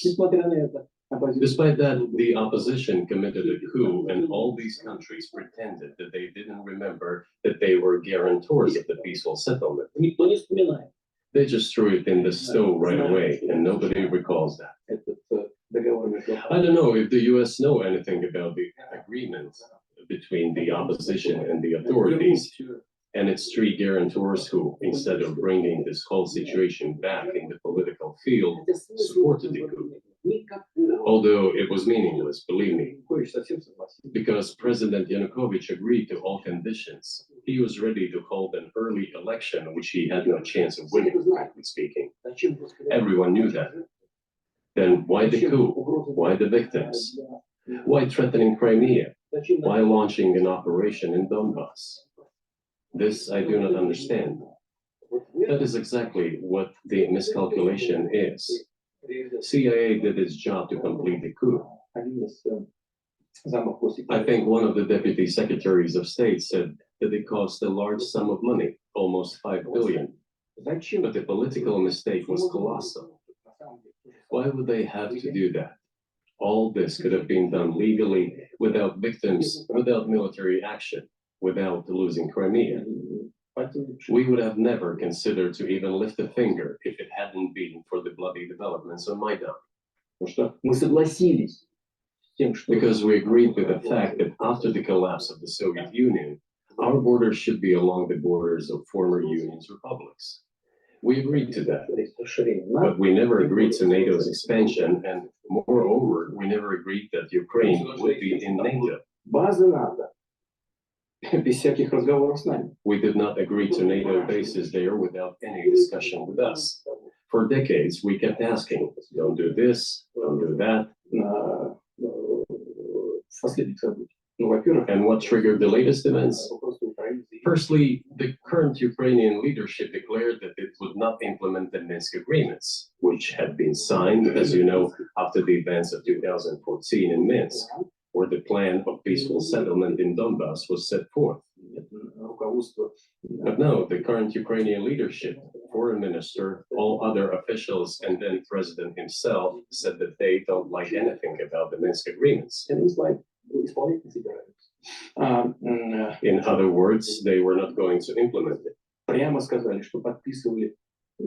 A year or a year and a half ago, former leaders of Germany and France said openly to the whole world that they indeed signed the Minsk agreements, but they never intended to implement them. They simply led us by the nose. Was there anyone for you to talk to? Did you call a US President, Secretary of State and say, if you keep militarizing Ukraine with NATO forces, this is going to be we're going to act? Мы постоянно об этом говорим. Мы постоянно об этом говорим. Мы обращались We talked about this all the time. We addressed the United States and European countries' leadership to stop these developments immediately, to implement the Minsk agreements. Frankly speaking, I didn't know how we were going to do this, but I was ready to implement them. These agreements were complicated for Ukraine. They included lots of elements of those Donbass territories' independence. That's true. However, I was absolutely confident, and I'm saying this to you now. I honestly believe that if we managed to convince the residents of Donbass, and we had to work hard to convince them to return to the Ukrainian statehood, then gradually the wounds would start to heal. When this part of territory reintegrated itself into a common social environment, when the pensions and social benefits were paid again, all the pieces would gradually fall into place. No, nobody wanted that. Everybody wanted to resolve the issue by military force only. But we could not let that happen. And the situation got to the point when the Ukrainian side announced, no, we will not do anything. They also started preparing for military action. It was they who started the war in 2014. Our goal is to stop this war. And we did not start this war in 2022. This is an attempt to stop it. Do you think you've stopped it now? I mean, have you achieved your aims? No, we haven't achieved our aims yet because one of them is denazification. This means the prohibition of all kinds of neo-Nazi movements. This is one of the problems that we discussed during the negotiation process, which ended in Istanbul earlier this year.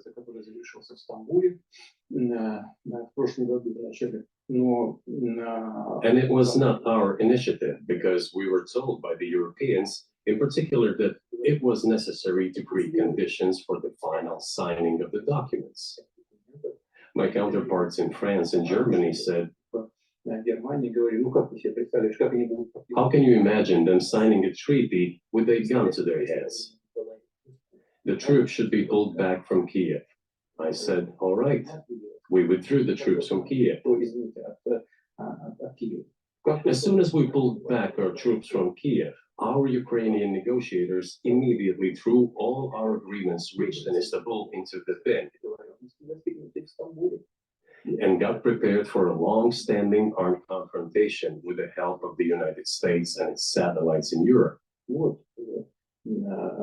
That is how the situation has developed, and that is how it looks now.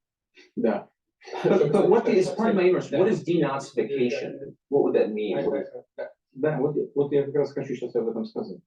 Это очень важный вопрос. Денацификация.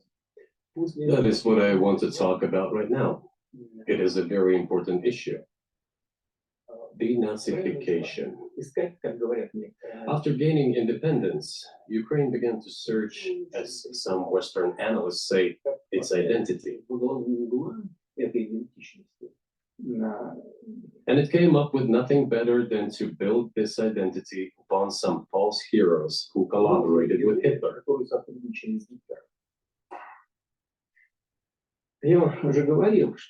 I have already said that in the early 19th century, when the theorists of independence and sovereignty of Ukraine appeared, they assumed that an independent Ukraine should have very good relations with Russia. But due to the historical development, those territories were part of the Polish-Lithuanian Commonwealth, Poland, where Ukrainians were persecuted and treated quite brutally, as well as were subject to cruel behavior. There were also attempts to destroy their identity. All this remained in the memory of the people. When World War II broke out, part of this extremely nationalist elite collaborated with Hitler, believing that he would bring them freedom. The German troops, even the SS troops, made Hitler's collaborators do the dirtiest work of exterminating the Polish and Jewish population. Hence this brutal massacre of the Polish and Jewish population, as well as the Russian population. So, and I'm sure ones that are watching and listening know this fact, but, for the ones that don't, in the early days of the extermination of the Jews through Nazi policy, the early days, they were just having soldiers shoot the victims. All right, the gypsies and the Jews. The problem took place where there were psychological problems with soldiers, with so many people that they were killing. So that started to lead down the road of trying to figure out other means of extermination. And so the chemists were starting to play around with this idea of, well, why not just gas chambers? This is kind of like the early beginnings of the gas chambers. But before that took place, they were trying to, quote, outsource the extermination of people through other individuals doing the dirty work. All right, not the the German soldier, because in the thought process of Germany, it was to try to protect the psychology of the soldier, and just outsource it to someone else. Eventually, it leads to how to do this more mechanized, more robotic, more, just put them into a chamber and then gas them. So that whole final solution, right, that they were working out evolved over time. And it started because of the psychological effects of the soldiers when they were killing so many people. So, Putin is right about the history on this. Которые с Гитлером сотрудничали. Вот отсюда вот эта жестокая резня. This was led by the persons who are well known, Bandera, Shukevich. It was those people who were made national heroes. That is the problem. And we are constantly told that nationalism and neo-Nazism exist in other countries as well. Yes, they are seedlings, but we uproot them, and other countries fight against it. But Ukraine is not the case. These people have been made into national heroes in Ukraine. Monuments to those people have been erected. They are displayed on flags. Their names are shouted by crowds that walk with torches, as it was in Nazi Germany. Они на флагах, они их имена кричат. These were people who exterminated Poles, Jews, and Russians. Это люди, которые уничтожали поляков, евреев, русских. It is necessary to stop this practice and prevent the dissemination of this concept. I say that Ukrainians are part of the one Russian people. They say, no, we are a separate people. Okay, fine. If they consider themselves a separate people, they have the right to do so, but not on the basis of Nazism, the Nazi ideology. Would you be satisfied with the territory that you have now? Нет, сейчас закончим. Вы же задали вопрос по неонацизму и денацификации. I will finish answering the question. You just asked a question about neo-Nazism and de-nazification. Look, the president of Ukraine visited Canada. The story is well known, but being silenced in the Western countries. The Canadian Parliament introduced a man who, as the Speaker of the Parliament said, fought against the Russians during the World War II. Well, who fought against the Russians during the World War II? Hitler and his accomplices. It turned out that this man served in the SS troops. He personally killed Russians, Poles, and Jews. The SS troops consisted of Ukrainian nationalists who did this dirty work. The president of Ukraine stood up with the entire Parliament of Canada and applauded this man. How can this be imagined? The president of Ukraine himself, by the way, is a Jew by nationality. Really, my question is, what do you do about it? I mean, Hitler's been dead for 80 years. Nazi Germany no longer exists.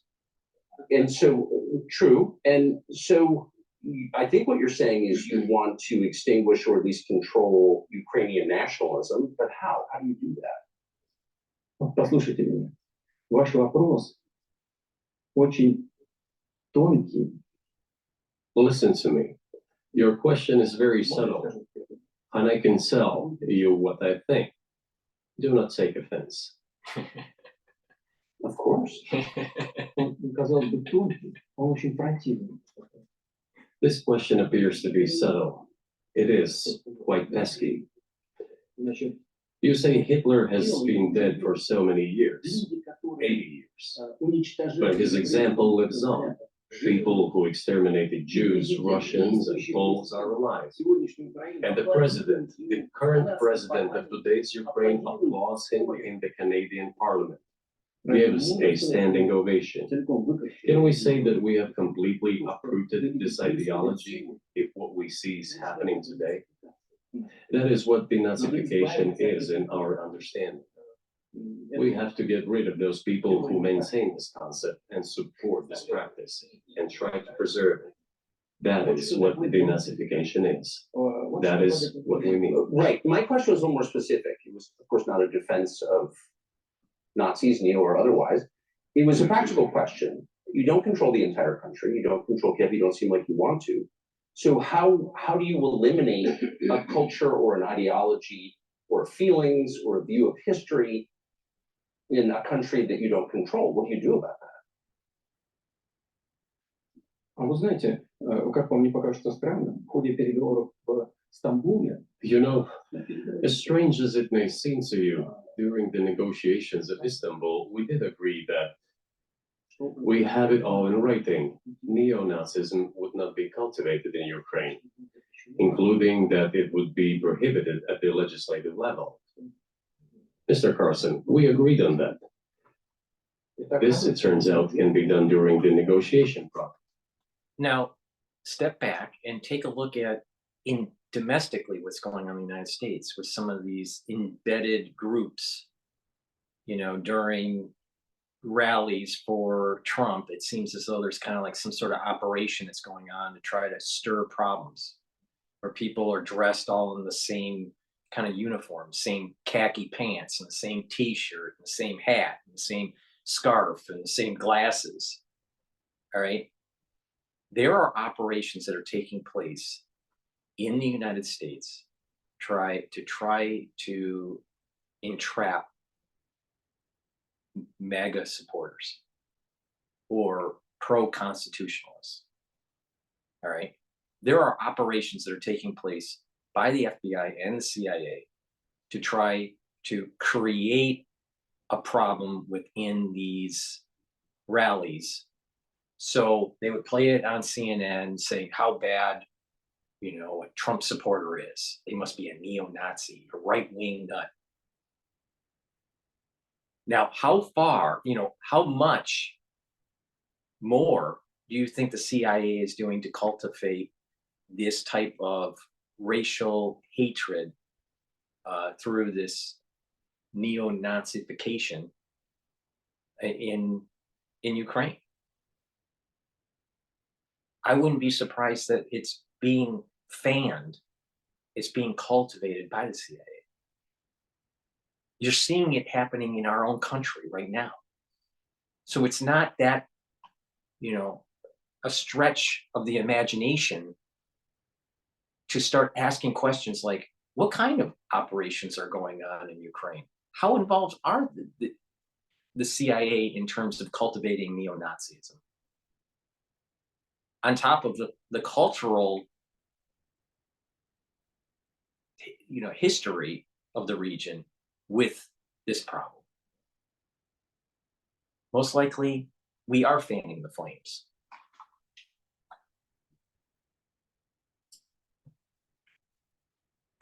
And there's nothing humiliating for Ukraine as a modern civilized state. Is any state allowed to promote Nazism? It is not, is it? That is it. Will there be talks, and why haven't there been talks about resolving the conflict in Ukraine, peace talks?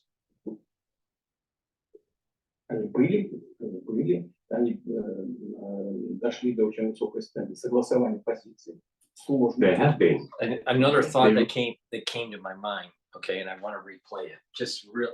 I'm gonna roll it back just a couple seconds or so, a few seconds here. Otherwise, it was a practical question. You don't control the entire country. You don't control Kiev. You don't seem like you want to. So how do you eliminate a culture or an ideology or feelings or a view of history in a country that you don't control? What do you do about that? А вы знаете, как вам не покажется странным, в ходе переговоров в Стамбуле You know, as strange as it may seem to you, during the negotiations at Istanbul, we did agree that we have it all in writing. Neo-Nazism would not be cultivated in Ukraine, including that it would be prohibited at the legislative level.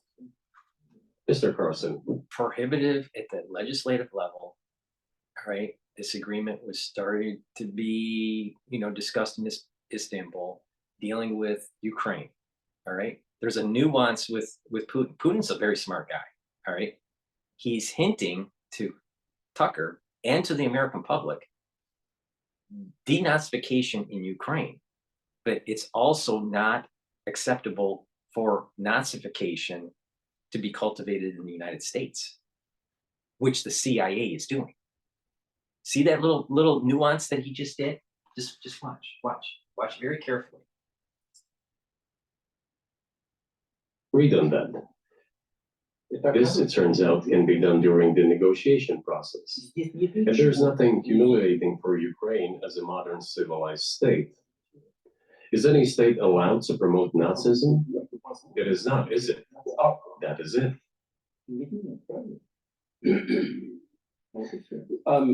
Will there be talks? All right. So he basically, any state promoting Nazism is not acceptable. And then all of a sudden Tucker switches the subject. Haven't there been talks about resolving a conflict in Ukraine? He totally shifts the conversation.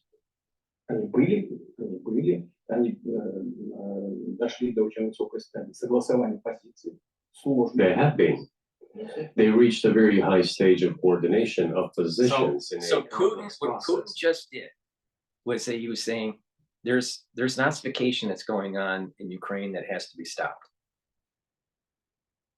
In that he hinted, wink, wink, CIA is involved. And oh, by the way, no nation should be cultivating this, even domestically. AKA what's going on with the CIA trying to infiltrate rallies for Trump. That's what he just said. He's very nuanced, though. But still, they were almost finalized.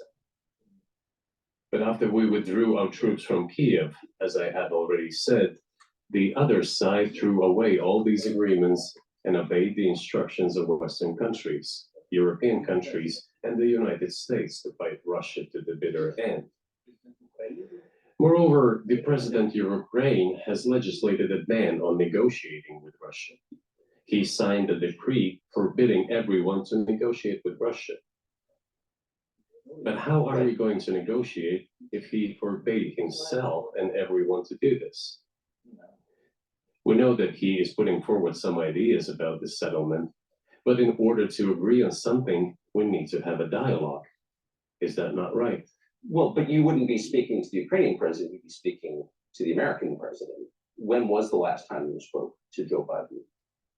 I cannot remember when I talked to him. I do not remember. We can look it up. You don't remember? No. Why? Do I have to remember everything? I have my own things to do. We have domestic political affairs. Well, he's funding the war that you're fighting, so I would think that would be memorable. Well, yes, he funds, but I talked to him before the special military operation, of course. And I said to him then, by the way, I will not go into details, I never do, but I said to him then, I believe that you are making a huge mistake of historic proportions by supporting everything that is happening there in Ukraine by pushing Russia away.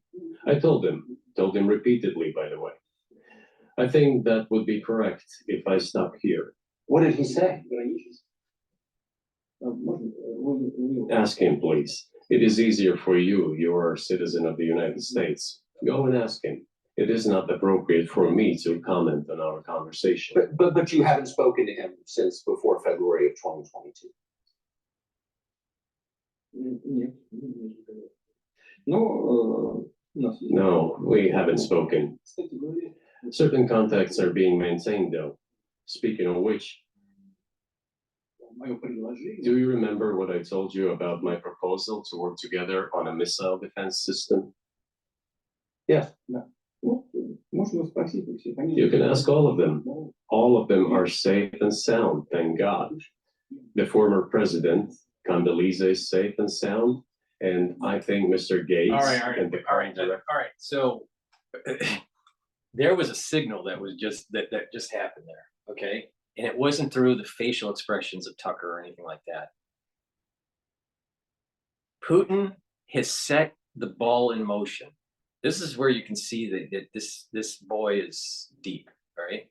He set the ball in motion so Tucker can now go to these individuals and have other interviews to expound on what just Putin said, all right?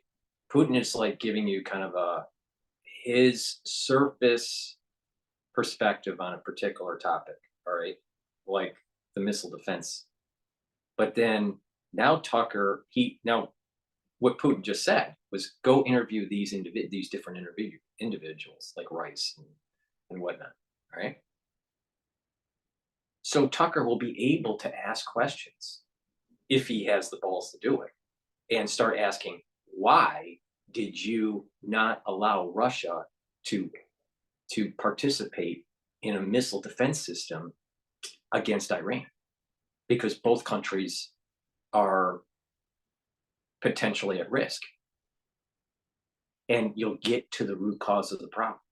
And that is a national security state and policy wonks. They want to destroy Russia, fracture Russia, and extract the oil. And he didn't have to say it so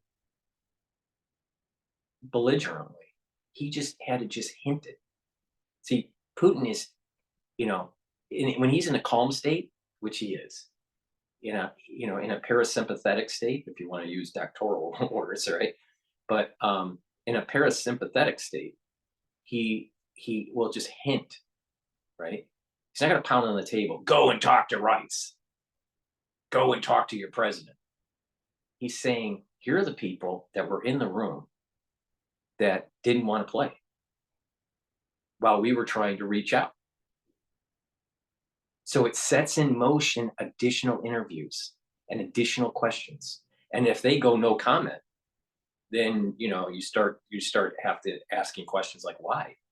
Condoleezza Rice, why? Miss Know It All About Russia, why? And you'll start to get to the point where their decisions actually set in motion with the catastrophe that we have today. Meanwhile, in those circles, those international circles, they're put on a pedestal like they're gods. Very nuanced on what Putin just entertained with Tucker.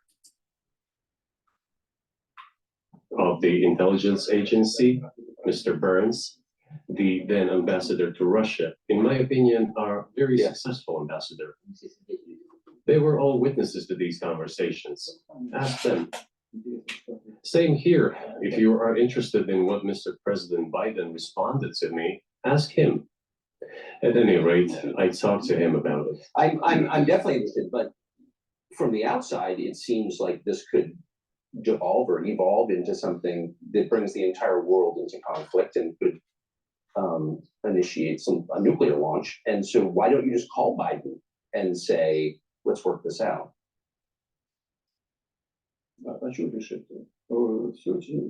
What's there to work out? It's very simple. I repeat, we have contacts through various agencies. I will tell you what we are saying on this matter and what we are conveying to the US leadership.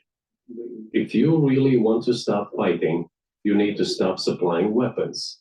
It will be over within a few weeks. That's it. And then we can agree on some terms. Before you do that, stop. What's easier? Why would I call him? What should I talk to him about? Or beg him for what? And what messages did you get back?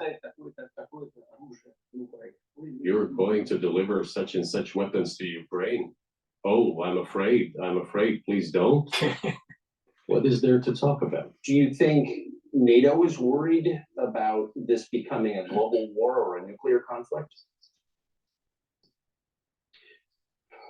At least that's what they're talking about.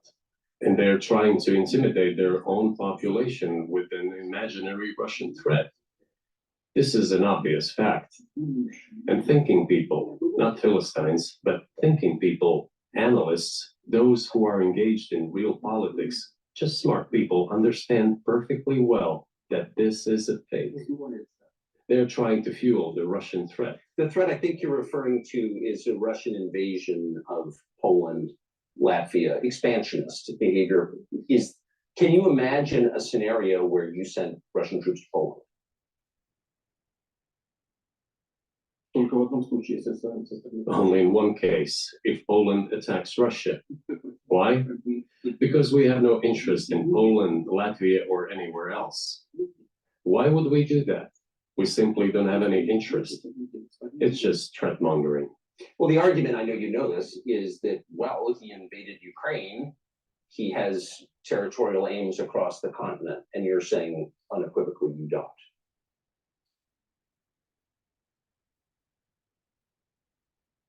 Абсолютно, это абсолютно исключено. It is absolutely out of the question. You just don't have to be any kind of analyst. It goes against common sense to get involved in some kind of a global war. Глобальная война поставить на грань. And a global war will bring all humanity to the brink of destruction. It's obvious. Вот. И есть, конечно, средства. There are certainly means of deterrence. They have been scaring everyone with us all along. Tomorrow, Russia will use tactical nuclear weapons. Tomorrow, Russia will use that. No, the day after tomorrow. So what? Выбить из налогоплательщиков. In order to extort additional money from US taxpayers and European taxpayers in the confrontation with Russia in the Ukrainian theater of war. The goal is to weaken Russia as much as possible. One of our senior United States senators from the state of New York, Chuck Schumer, said yesterday, I believe, that we have to continue to fund the Ukrainian effort, or US soldiers, citizens could wind up fighting there. How do you assess that?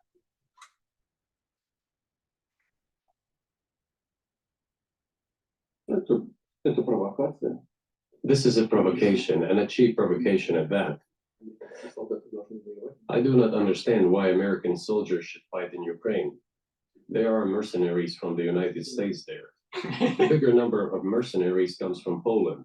I'll tell you, there is no doubt that special forces are in Ukraine and they were helping strategic moves and targeting,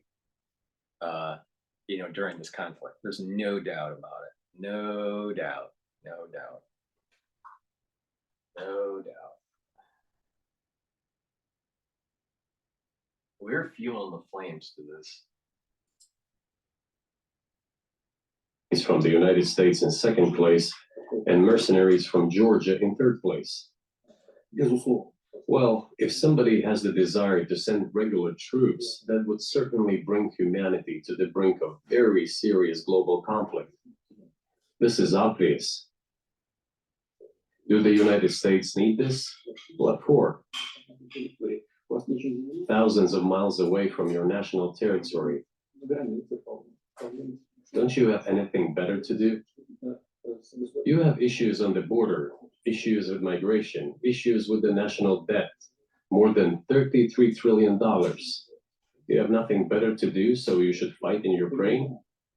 Wouldn't it be better to negotiate with Russia, make an agreement, already understanding the situation that is developing today, realizing that Russia will fight for its interests to the end?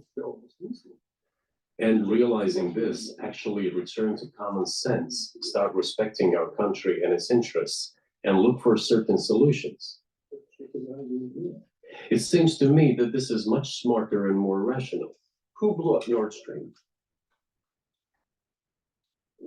You for sure. I was busy that day. Nate, I did not blow up Nord Stream. Thank you, though. У вас лично, может быть, есть алиби, у вас лично. You personally may have an alibi, but the CIA has no such alibi. Do you have evidence that NATO or the CIA did it?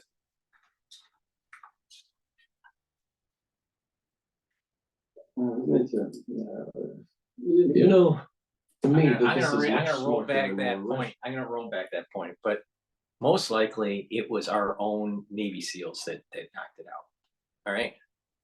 I don't think it was CIA. Now there might have been some sort of joint operation where it was, some sort of planning and some sort of strategic initiative from the CIA through SAC and JSOC, where they deployed probably Navy SEALs. I think the United States took it out.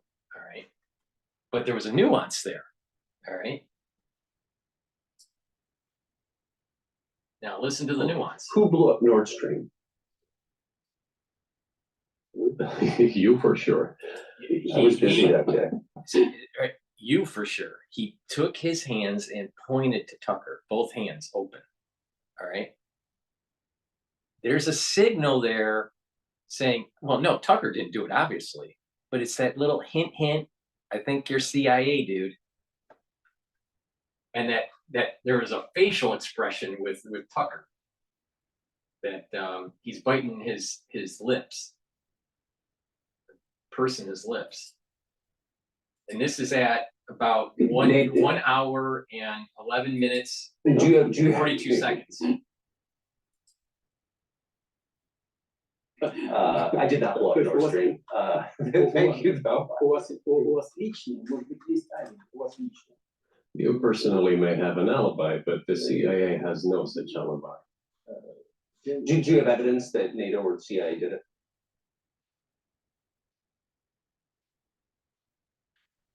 Знаете, You know, I won't get into details, but people always say in such cases, look for someone who is interested. But in this case, we should not only look for someone who is interested, but also for someone who has capabilities. Because there may be many people interested, but not all of them are capable of sinking to the bottom of the Baltic Sea and carrying out this explosion. These two components should be connected. Exactly. And who has that capability? UK, the United States, and Russia.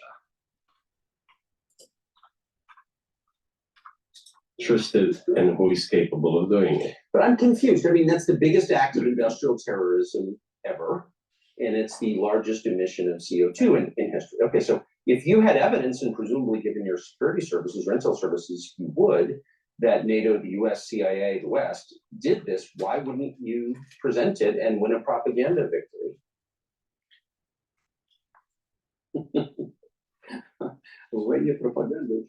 In the war of propaganda, it is very difficult to defeat the United States because the United States controls all the world's media and many European media.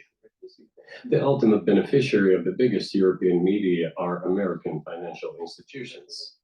Don't you know that? So it is possible to get involved in this work, but it is cost prohibitive, so to speak. We can simply shine the spotlight on our sources of information, and we will not achieve results. It is clear to the whole world what happened, and even American analysts talk about it directly. It's true. Yes, but here's a question you may be able to answer. You worked in Germany, famously. The Germans clearly know that their NATO partner did this, but it damaged their economy greatly. It may never recover. Why are they being silent about it? That's very confusing to me. Why wouldn't the Germans say something about it? This also confuses me. But today's German leadership is guided by the interests of the collective West rather than its national interests. Otherwise, it is difficult to explain the logic of their action or inaction. After all, it is not only about Nord Stream 1, which was blown up, and the Nord Stream 2 was damaged. But one pipe is safe and sound, and gas can be supplied to Europe through it. But Germany does not open it. We're ready, please. There's another route through Poland called Yamal Europe, which also allows for large flow. Poland has closed it, but Poland taxes from the German hand. It receives money from the pan-European funds, and Germany is the main donor to these pan-European funds. Germany feeds Poland to a certain extent, and they close their route to Germany. Why? I don't understand. Ukraine, to which the Germans supply weapons and give money. Germany is the second sponsor of the United States in terms of financial aid to Ukraine.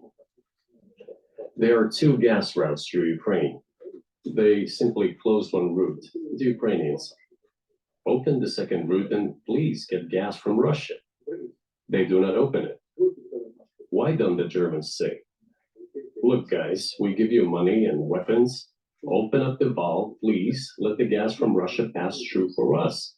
We're buying liquefied gas at exorbitant prices in Europe, which brings the level of our competitiveness and economy in general down to zero. Do you want us to give you money?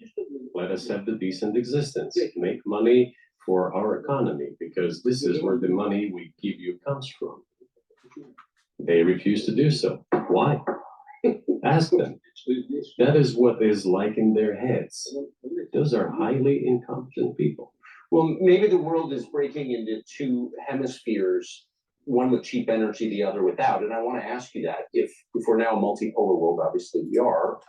There is a nuance that's just going to take place with Putin, where he's been spending some time with doctors. All right. Now, when you watch this interview, he doesn't seem to have any sort of signs of illness that I could see. All right. And I've been watching very closely. But the way he's going to structure his sentences and the words that he uses give you the impression that he's been spending some time with doctors. All right. So pay attention to the nuance here. Blocks of alliances. Who is in each side, do you think? Listen, you have said that the world is breaking into two hemispheres. A human brain is divided into two hemispheres. One is responsible for one type of activities, the other one is more about creativity and so on. But it is still one and the same head. The world should be a single whole. Security should be shared rather than meant for the golden billion. That is the only scenario where the world could be stable, sustainable, and predictable. Until then, while the head is split in two parts, it is an illness, a serious adverse condition. It is a period of severe disease that the world is going through now. But I think that thanks to honest journalism, this work is akin to the work of the doctors. This could somehow be remedied. Well, let's just give one example, the US dollar, which has kind of united the world in a lot of ways, maybe not to your advantage, but certainly ours. Is that going away as the reserve currency, the kind of universally accepted currency? How have sanctions, do you think, changed the dollar's place in the world?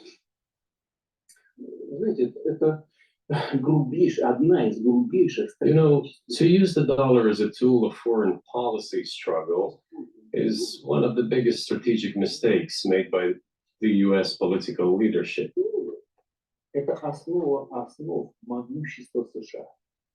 The dollar is the cornerstone of the United States power. I think everyone understands very well that no matter how many dollars are printed, they're quickly dispersed all over the world.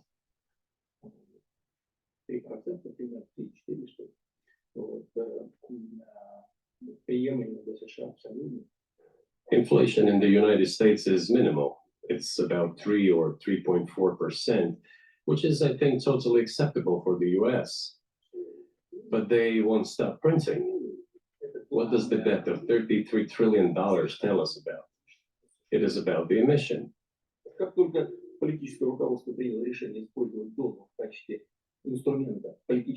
Nevertheless, it is the main weapon used by the United States to preserve its power across the world.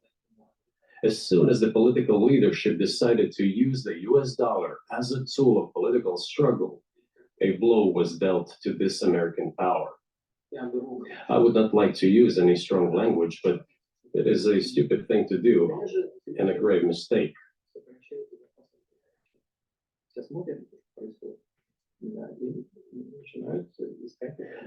Look at what is going on in the world.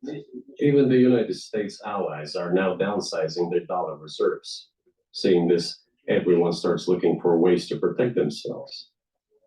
But the fact that the United States applies restrictive measures to certain countries, such as placing restrictions on transactions, freezing assets, etc., causes great concern and sends a signal to the whole world. What did we have here? Until 2022, about 80% of Russian foreign trade transactions were made in US dollars and euros.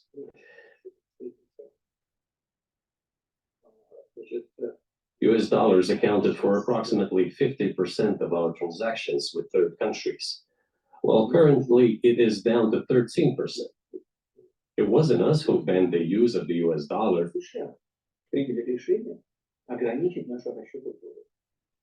We had no such intention. It was decision of the United States to restrict our transactions in US dollars. I think it is complete foolishness from the point of view of the interests of the United States itself and its taxpayers, as it damages the US economy, undermines the power of the United States across the world. By the way, our transactions in yuan accounted for about 3%. Today, 34% of our transactions are made in rubles, and about as much, a little over 34% in yuan. Why did the United States do this? My only guess is self-conceit. They probably thought that would lead to full collapse, but nothing collapsed. Moreover, other countries, including oil producers, are thinking of and already accepting payments for oil in yuan. Do you even realize what is going on or not? Does anyone in the United States realize this? What are you doing? You're cutting yourself off. All experts say this. Ask any intelligent and thinking person in the United States what the dollar means for the US. You're killing it with your own hands. I think that's a fair, I think it's a fair assessment. The question is what comes next, and maybe you trade one colonial power for another, much less sentimental and forgiving colonial power. I mean, is the BRICS, for example, in danger of being completely dominated by the Chinese economy in a way that's not good for their sovereignty? Do you worry about that? Well, we have heard those boogeyman stories before. It is a boogeyman story. We're neighbors with China. You cannot choose neighbors just as you cannot choose close relatives. We share a border of 1,000 kilometers with them. This is number one. Second, we have a centuries-long history of coexistence. We're used to it.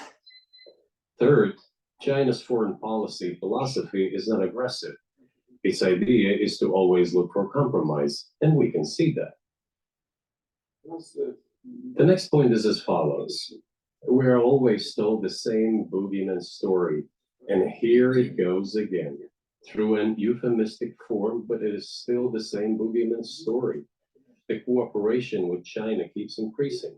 The pace at which China's cooperation with Europe is growing is higher and greater than that of the growth of Chinese-Russian cooperation. Ask Europe. And this boogeyman story that he's talking about is the national security state always trying to find an enemy to make sure that the money is flowing from Congress to the military weapon development. That's all this is about. Aren't they afraid? They might be, I don't know. But they are still trying to access China's market at all costs, especially now that they are facing economic problems. Chinese businesses are also exploring the European market. Do Chinese businesses have small presence in the United States? Yes, the political decisions are such that they are trying to limit their cooperation with China. It is to your own detriment, Mr. Tucker, that you are limiting cooperation with China. You are hurting yourself. It is a delicate matter, and there are no silver bullet solutions, just as it is with the dollar. So, before introducing any illegitimate sanctions, illegitimate in terms of the Charter of the United Nations, one should think very carefully. For decision makers, this appears to be a problem. So you said a moment ago that the world would be. Let me just do a quick commercial to help the store out. So please go to my store, the-studio-reykjavik.com, and get the toothpaste that I offer. It's a structural nano silver toothpaste that'll help to whiten your teeth, freshen your breath, reduce pathogens, and help with cardiovascular disease. So please go to my store, get a couple tubes of this toothpaste. It's the best toothpaste that you can get. It has no fluoride in it. It has structural nanosilver, and it'll help with your health. Also, please go to my store and get the structural nanosilver gel that I offer. It will neutralize pathogens. It'll help heal your skin. You can improve your skin health by using this every day. Put it on your skin at night and exfoliate in the morning. I also have lozenges and drops. So please get your drops and lozenges from my store, the-studio-reykjavik.com. Links in the description of this video and on X that's pinned. So please get the blueberry structural nanosilver drops in a 100 count. I also have green apple lozenges in a 20 count. Manuka honey lozenges in a 21 count. Honey and lemon drops in a 100 count. And a new product, which is the elderberry zinc structural nanosilver lozenges, also in a 20 count. And also, please, to help improve your cardiovascular health by maintaining a proper lipid profile, get the omega-3 that I have on my store. Take this every day to help improve your lipid profile for your blood. You want to bring down your LDL, bring down your triglycerides, bring down your cholesterol, and bring up your HDL. You can do that by proper diet, proper supplementation, and proper exercise. So take my advice and go to my store, the-studio-reykjavik.com, and get the omega-3 supplement. If it weren't broken into competing alliances, if there was cooperation globally. One of the reasons you don't have that is because the current American administration is dead set against you. Do you think if there were a new administration after Joe Biden that you would be able to reestablish communication with the US government? Or does it not matter who the president is? Сейчас скажу, но чтобы закончить предыдущий вопрос. I will tell you, but let me finish the previous thought. We, together with my colleague and friend, President Xi Jinping, set a goal to reach $200 billion of mutual trade with China this year. We have exceeded this level. According to our figures, our bilateral trade with China totals already $230 billion, and the Chinese statistics says it is $240 billion. One more important thing, our trade is well balanced, mutually complementary in high-tech, energy, scientific research and development. It is very balanced. As for BRICS, where Russia took over the presidency this year, the BRICS countries are, by and large, developing very rapidly.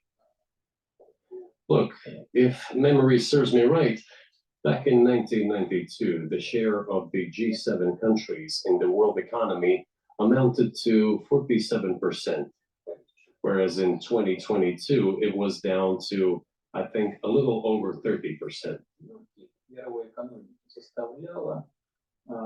The BRICS countries accounted for only 16% in 1992, but now their share is greater than that of the G7.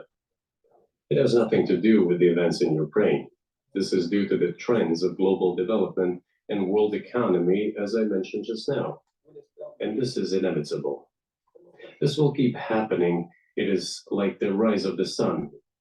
You cannot prevent the sun from rising. You have to adapt to it. How do the United States adapt? With the help of force, sanctions, pressure, bombings, and use of armed forces. This is about self-conceit. Your political establishment does not understand that the world is changing under objective circumstances. And in order to preserve your level, even if someone aspires, pardon me, to the level of dominance, you have to make the right decisions in a competent and timely manner. Such brutal actions, including with regard to Russia and, say, other countries, are counterproductive. This is an obvious fact. It has already become evident. You just asked me if another leader comes and changes something. It is not about the leader. It is not about the personality of a particular person. I had a very good relationship with, say, Bush. I know that in the United States, he was portrayed as some kind of a country boy who does not understand much. I assure you that this is not the case. I think he made a lot of mistakes with regard to Russia too. I told you about 2008 and the decision in Bucharest to open the NATO's doors for Ukraine and so on. That happened during his presidency. He actually exercised pressure on the Europeans. But in general, on a personal human level, I had a very good relationship with him. He was no worse than any other American or Russian or European politician. I assure you, he understood what he was doing as well as others. I had such a personal relationship with Trump as well. It is not about the personality of the leader. It is about the elite's mindset. If the idea of domination at any cost, based also on forceful actions, dominates the American society, nothing will change. It will only get worse. But if in the I'll tell end, you, one what comes he's to saying the- is, it's falling right into this idea of this national security state in big finance trying to push a certain agenda that will backfire and hurt the American public in terms of tax-paying dollars, in terms of indebtedness, in terms of military prowess. We are an empire. The United States is an empire, right? But it's declining. It's a declining empire. We are increasing the probability of losing our hegemonic power in the world because of failed policies. This idea that we'll do whatever we want, and not looking at this more harmoniously with the partners of the world. Right? Now that may sound kind of utopic to try to reach that goal, but I think there are some very nefarious things that the United States has been doing. And you get to the root cause. It's about the money with the military-industrial complex and this overreach by the national security state. And that's why I keep on saying, go to the root cause and fix it. Because if you don't fix the root cause, it will still flare up.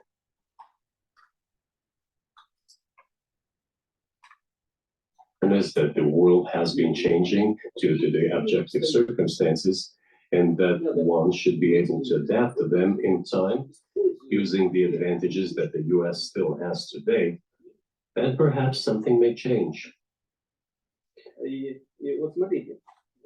Look, China's economy has become the first economy in the world in purchasing power parity. In terms of volume, it overtook the US a long time ago. The USA comes second, from India, 1.5 billion people, and then Japan, with Russia in the 5th place.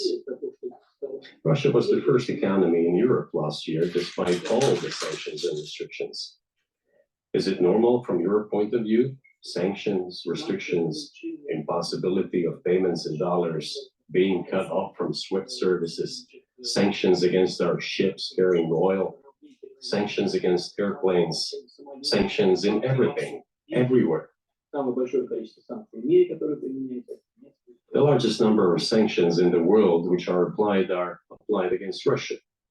And we have become Europe's first economy during this time. The tools that US uses don't work. Well, one has to think about what to do. If this realization comes to the ruling elites, then yes, then the first person of the state will act in anticipation of what the voters and the people who make decisions at various levels expect from this person. Then maybe something will change. But you're describing two different systems. You say that the leader acts in the interest of the voters, but you also say these decisions are not made by the leader, they're made by the ruling classes. You've run this country for so long, known all these American presidents, what are those power centers in the United States, do you think? Like, who actually makes the decisions? Ну, не знаю. Это Америка сложная страна, такая очень, с одной стороны, консервативная. I don't know.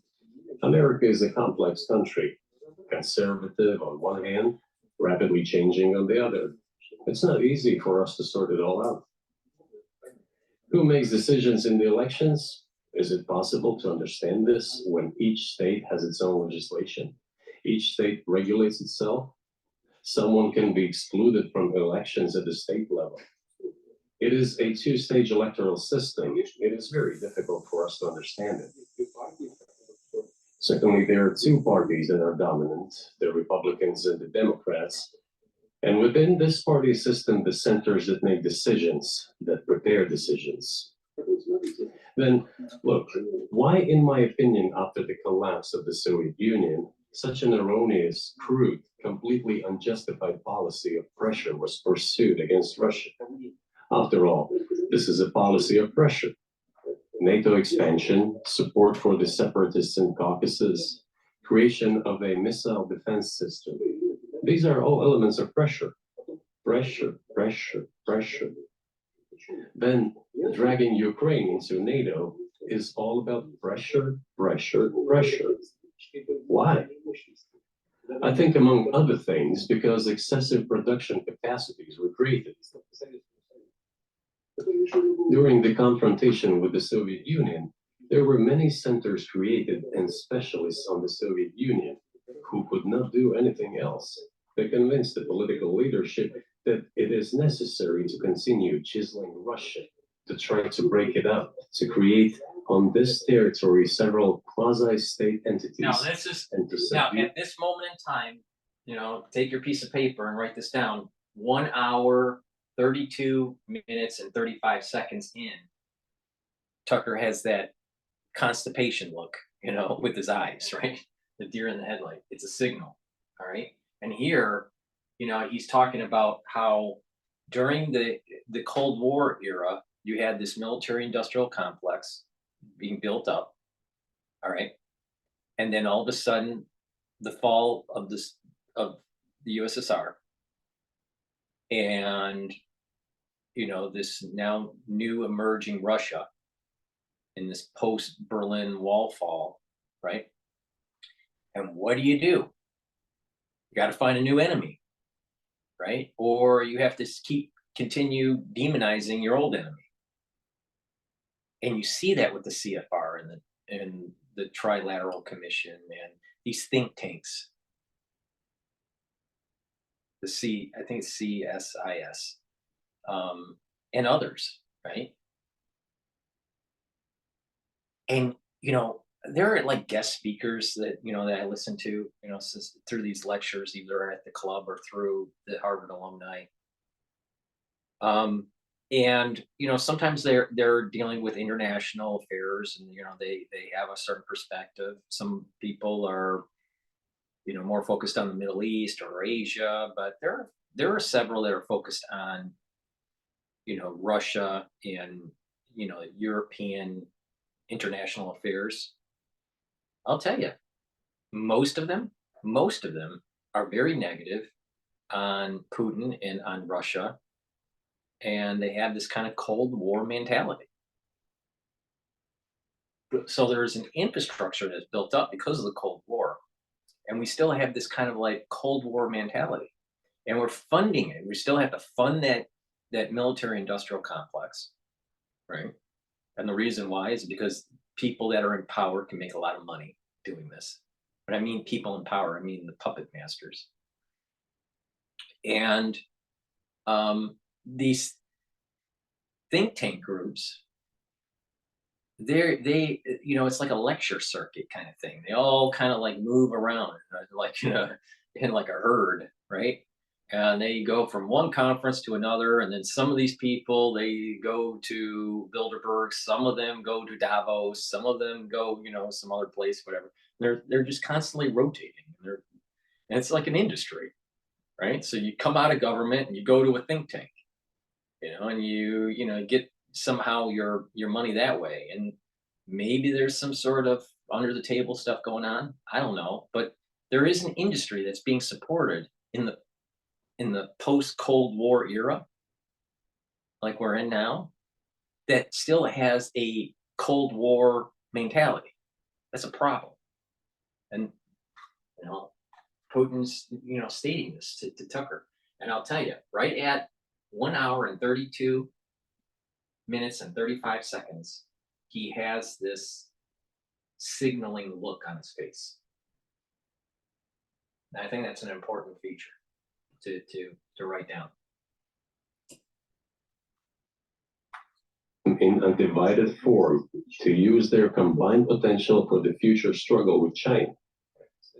This is a mistake, including the excessive potential of those who worked for the confrontation with the Soviet Union. It is necessary to get rid of this. There should be new, fresh forces, people who look into the future and understand what is happening in the world. Look at how Indonesia is developing. 600 million people. Where can we get away from that? Nowhere. We just have to assume that Indonesia will enter, it is already in, the club of the world's leading economies, no matter who likes it or dislikes it. Yes, we understand and are aware that in the United States, despite all the economic problems, the situation is still normal, with the economy growing decently. The GDP is growing by 2.5%, if I'm not mistaken. But if we want to ensure the future, then we need to change our approach to what is changing. As I already said, the world would nevertheless change, regardless of how the developments in Ukraine end. The world is changing. In the United States themselves, experts are writing that the United States are nonetheless gradually changing their position in the world. It is your experts who write that. I just read them. The only question is how this would happen, painfully and quickly, or gently and gradually. And this is written by people who are not anti-American. They simply follow global development trends. That's it. And in order to assess them and change policies, we need people who think, look forward, can analyze and recommend certain decisions at the level of political leaders. I just have to ask you, you've said clearly that NATO expansion eastward is a violation of the promise you all made in 1990. It's a threat to your country. Right before you sent troops into Ukraine, the Vice President of the United States went to the Munich Security Conference and encouraged the President of Ukraine to join NATO. Do you think that was an effort to provoke you into military action? Мы просто, я еще раз повторяю, мы многократно предлагали. I repeat once again, we have repeatedly proposed to seek a solution to the problems that arose in Ukraine after 2014 coup d'etat through peaceful means. But no one listened to us. And moreover, the Ukrainian leaders who were under the complete US control suddenly declared that they would not comply with the Minsk agreements. They disliked everything there and continued military activity in that territory. Шло освоение этой территории натовскими военными структурами.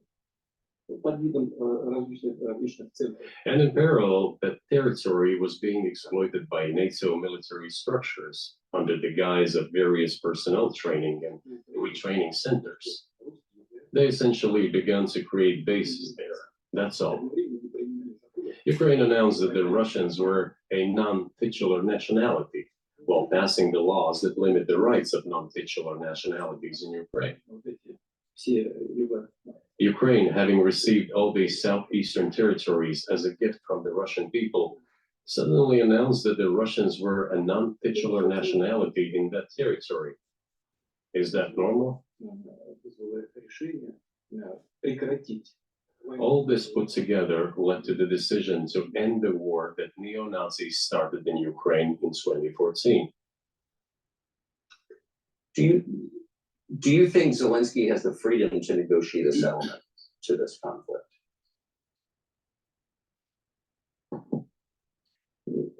I don't know the details. Of course, it's difficult for me to judge. But I believe he has, in any case, he used to have. His father fought against the fascists, Nazis, during World War II. I once talked to him about this. I said, Volodya, what are you doing? Why are you supporting neo-Nazis in Ukraine today, while your father fought against fascism? He was a frontline soldier. I will not tell you what he answered. This is a separate topic, and I think it's incorrect for me to do so. But as to the freedom of choice, why not? He came to power on the expectations of Ukrainian people that he would lead Ukraine to peace. He talked about this. It was thanks to this that he won the elections overwhelmingly. But then when he came to power, in my opinion, he realized two things. Firstly, it is better not to clash with neo-Nazis and nationalists because they are aggressive and very active. You can expect anything from them. And secondly, the US-led West supports them and will always support those who antagonize with Russia. It is beneficial and safe. So he took the relevant position despite promising his people to end the war in Ukraine. He deceived his voters. But do you think at this point, as of February 2024, he has the latitude, the freedom to speak with you or your government directly about putting an end to this, which clearly isn't helping his country or the world? Can he do that, do you think? Ну, а почему нет? Он же Why считается not? главой государства. He considers himself head of state. He won the elections. Although we believe in Russia that the coup d'etat is the primary source of power for everything that happened after 2014. And in this sense, even today, government is flawed. But he considers himself the president, and he is recognized by the United States, all of Europe, and practically the rest of the world in such a capacity. Why not? Can. We negotiated with Ukraine in Istanbul. We agreed. He was aware of this. Moreover, the negotiation group leader, Mr. Arkamia is his last name, I believe still has the faction of the ruling party, the party of the president in the Rada. He still has the presidential faction in the Rada, the country's parliament. He still sits there. He even put his preliminary signature on the document I am telling you about. But then he publicly stated to the whole world, we were ready to sign this document, but Mr. Johnson, then the Prime Minister of Great Britain, came and dissuaded us from doing this, saying it was better to fight Russia. They would give everything needed for us to return what was lost during the clashes with Russia, and we agreed with this proposal. Look, his statement has been published. He said it publicly. Can they return to this or not? The question is, do they want it or not? Еще господин президент Further on, President of Ukraine issued a decree prohibiting negotiations with us. ну пусть он отменит. Let him cancel that Мы же не decree, отказываемся. and that's it. Вот нам We have never refused negotiations, indeed. Мы не отказываемся. We hear all the time, is Russia ready? Публично отказать. Yes, we have not refused. It was them who publicly refused. Well, let him cancel his decree and enter into negotiations. We have never refused. And the fact that they obeyed the demand or persuasion of Mr. Johnson, the former Prime Minister of Great Britain, seems ridiculous and very sad to me. Because, as Mr. Arkamia put it, we could have stopped those hostilities with war a year and a half ago already. И мы от этого. But the British persuaded us and we refused this. Where is Mr. Johnson now? And the war continues. That's a good question. Where do you think he is and why did he do that? Да хрен его знает. Я не понимаю. Общего Hell смысла. knows. Почему да? I don't understand it myself. Что Россию можно победить на поле. There was a general starting point. For some reason, everyone had the illusion that Russia could be defeated on the battlefield. От чистого сердца, но Because of arrogance, because of a pure heart, but not because of a great mind. You've described the connection between Russia and Ukraine. You've described Russia itself a couple of times as orthodox. That's central to your understanding of Russia. You said you're orthodox. What does that mean for you? You're a Christian leader by your own description. So what effect does that have on you?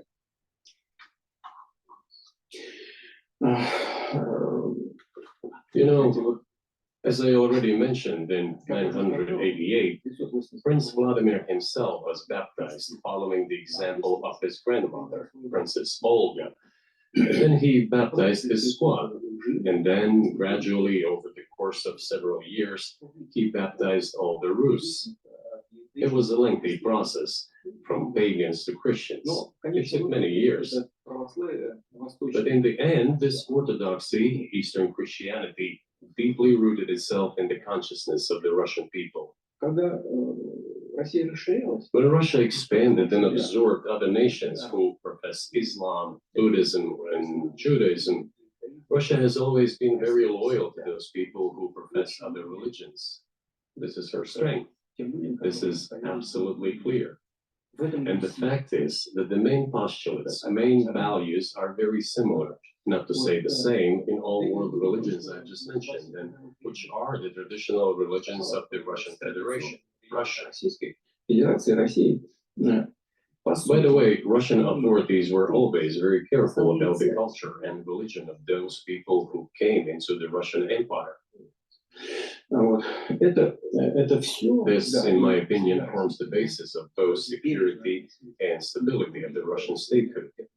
All the peoples inhabiting Russia basically consider it their motherhood. If, say, people move over to you or to Europe from Latin America, an even clearer and more understandable example, people come, but yet they have come to you or to European countries from their historical homeland. And people who profess different religions in Russia consider Russia their motherland. They have no other motherland. We are together. This is one big family, and our traditional values are very similar. I've just mentioned one big family, but everyone has her own family. And this is the basis of our society. And if we say that the motherland and the family are specifically connected with each other, it is indeed the case, since it is impossible to ensure a normal future for our children and our families unless we ensure a normal, sustainable future for the entire country, for the motherland. That is why patriotic sentiment is so strong in Russia. Can I say that the one way in which the religions are different is that Christianity is specifically a non-violent religion. Jesus says, turn the other cheek, don't kill. How can a leader who has to kill of any country, how can a leader be a Christian? How do you reconcile That's such a that dumb to question, yourself? Tucker. What about the cruise? What about the explorers? And as they were colonizing the Americas under Christianity, all right, there was war and destruction that took place. I mean, come on, there's war and destruction that took place during the Crusades. I mean, it's just all religions have some sort of level of violence.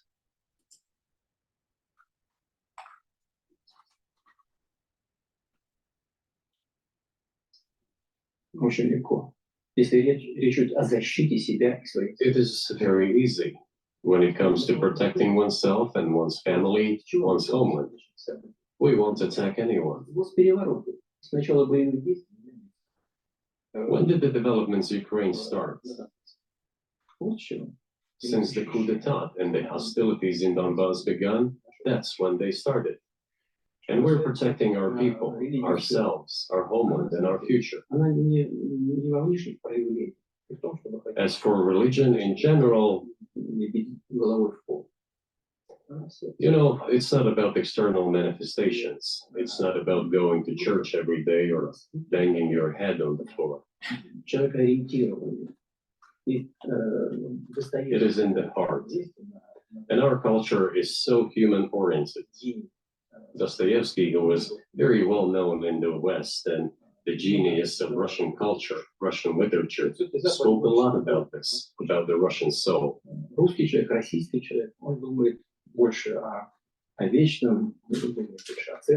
After all, Western society is more pragmatic.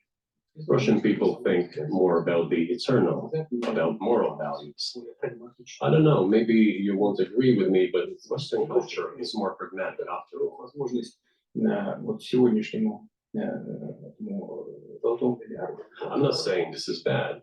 It makes it possible for today's golden billion to achieve good success in production, even in science and so on. Вроде как выглядим одинаково, но There's nothing wrong with that. I'm just saying that we kind of look the same. That our minds So are do you really see the supernatural at work as you look out across what's happening in the world now? Do you see God at work? Do you ever think to yourself, these are forces that are not human? Да нет, я, честно говоря, так не думаю. Я думаю о том, что No, to be honest, I don't think so. развивается свои группы. My opinion is that the development of the world community is in accordance with the inherent laws, and those laws are what they are. Так было всегда в истории человечества. It's always been this way in the history of mankind. Some nations and countries rose, became stronger and more numerous, and then left the international stage, losing the status they had accustomed to. There's probably no need for me to give examples, but we could start with the Genghis Khan and horde conquerors, the Golden Horde, and then Let me just interject. Now, just imagine going for 2 hours with an intellectual conversation. If you agree or disagree with him, it doesn't matter. But obviously, he has mental acuity and he has a strong sense of history and he has a logical formation of the argument. All right. Just imagine having this sort of setup with Biden and what a fiasco that would be. So we have, the president of the United States that literally doesn't have a brain, metaphorically and literally, compared to someone that maybe is ailing. We don't know. Putin may be ailing. We just don't know. Most likely he is. But the mental acuity there is amazing. All right. And he has a very strong sense of purpose and of history and of current affairs. And that's what we're dealing with here. We are run by a bunch of idiots in America. Please go to my store. I'm going to do a commercial here. Please go to my store and get the multivitamin that I offer. This has the cofactors to help with having the right conformation for the enzymes. So minerals and vitamins are cofactors, act as cofactors for proper metabolism. So please go to my store. I have an easy to digest multivitamin. Take that every day as part of your anti-aging protocol. I have partnered up with Rainbow Herbals and we have created these very high quality deodorant bars. You can either get in citrus or in peppermint, tea tree, lavender. These deodorant bars are made from essential oils from the Himalayas, very, very high quality natural ingredients. You use this bar every day. It's for males and females, but it will also help to detoxify your body. It doesn't have any aluminum in it. So use this every day for males and females. Get a couple bars of this from my store, the-studio-reykjavik.com. I also have structural nano silver soaps. I have it in a few varieties. I have it in lavender, charcoal tea tree, oatmeal spice, and peppermint. So please go to the store, the-studio-reykjavik.com, and get the structural nano silver soaps that I offer. Very high quality soaps, and you will be impressed. So please go to the store, the-studio-reykjavik.com. And lastly, please go to the store and get the structural nano silver liquid. Take a teaspoon of this a day just to maintain your health. Swish it in your mouth, gargle, swallow. I take a teaspoon of this every day. So either get the Health Max 14, Health Max 35, or the silver solution. The Health Max 14 has 14 parts per million for structural nano silver. The Max 35 has 35 parts per million, and the silver solution has 30 parts per million. So depending on the amount of ppms you want or your price point, please go to the store, take a teaspoon of it a day. If you're not feeling well, take a tablespoon or 2 a day.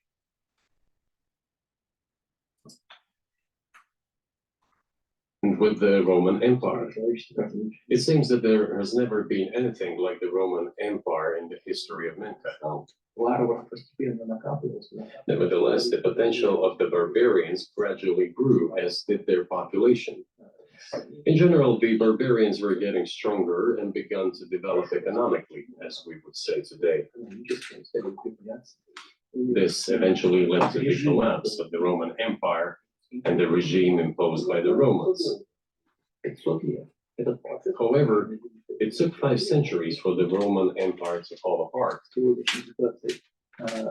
The difference with what is happening now is that all the processes of change are happening at a much faster pace than in Roman times.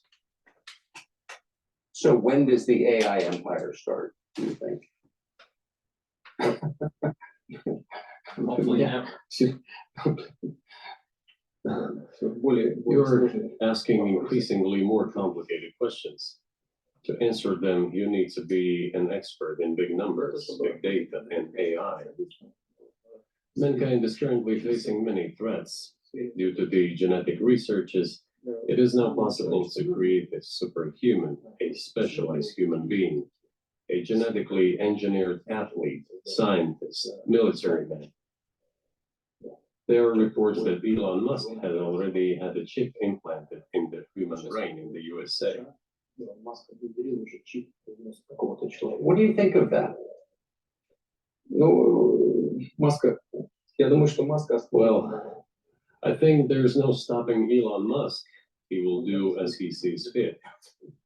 Nevertheless, you need to find some common ground with him, search for ways to persuade him. I think he's a smart person. I truly believe he is. So you need to reach an agreement with him because this process needs to be formalized and subjected to certain rules. Что будет происходить с ним в связи с развитием вот этих новейших исследований и технологий? Humanity has to consider what is going to happen due to the newest development in genetics or in AI. One can make an approximate prediction of what will happen. Угрозу своему существованию от ядерного оружия все начали обладать ядерным. Once mankind felt an existential threat coming from nuclear weapons, all nuclear nations began to come to terms with one another since they realized the negligent use of nuclear weaponry could drive humanity to extinction. Генетики, либо еще каких-то современных направлений, остановить которые невозможно. It is impossible to stop research in genetics or AI today, just as it was impossible to stop the use of gunpowder back in the day. Эти исследования все равно будут. Но когда человечество почувствует угрозу для себя. But as soon as we realize that the threat comes from unbridled and uncontrolled development of AI or genetics or any other field, the time will come to reach an international agreement on how to regulate these things. I appreciate all the time you've given us. I was going to ask you one last question, and that's about someone who's very famous in the United States, probably not here, Evan Gershkovich, who's the Wall Street Journal reporter. He's 32, and he's been in prison for almost a year. This is a huge story in the United States, and I just want to ask you directly, without getting into the details of it or your version of what happened, if as a sign of your decency, you would be willing to release him to us and we'll bring him back to the United States.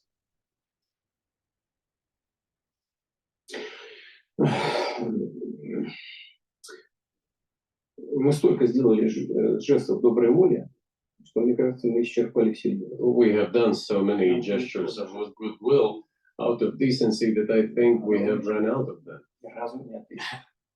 Но we have never seen anyone reciprocate to us in a similar manner. However, in theory, we can say that we do not rule out that we can do that if our partners take reciprocal steps. When I talk about the partners, I first of all refer to special services. special services are in contact with one another, they are talking about the matter in question. на то, чтобы не решить это. There is no taboo to settle this issue. We're willing to solve it. Условия, которые But there are certain terms being discussed via special services channels. партнерским каналом между спецслужбами. I believe an agreement can be reached.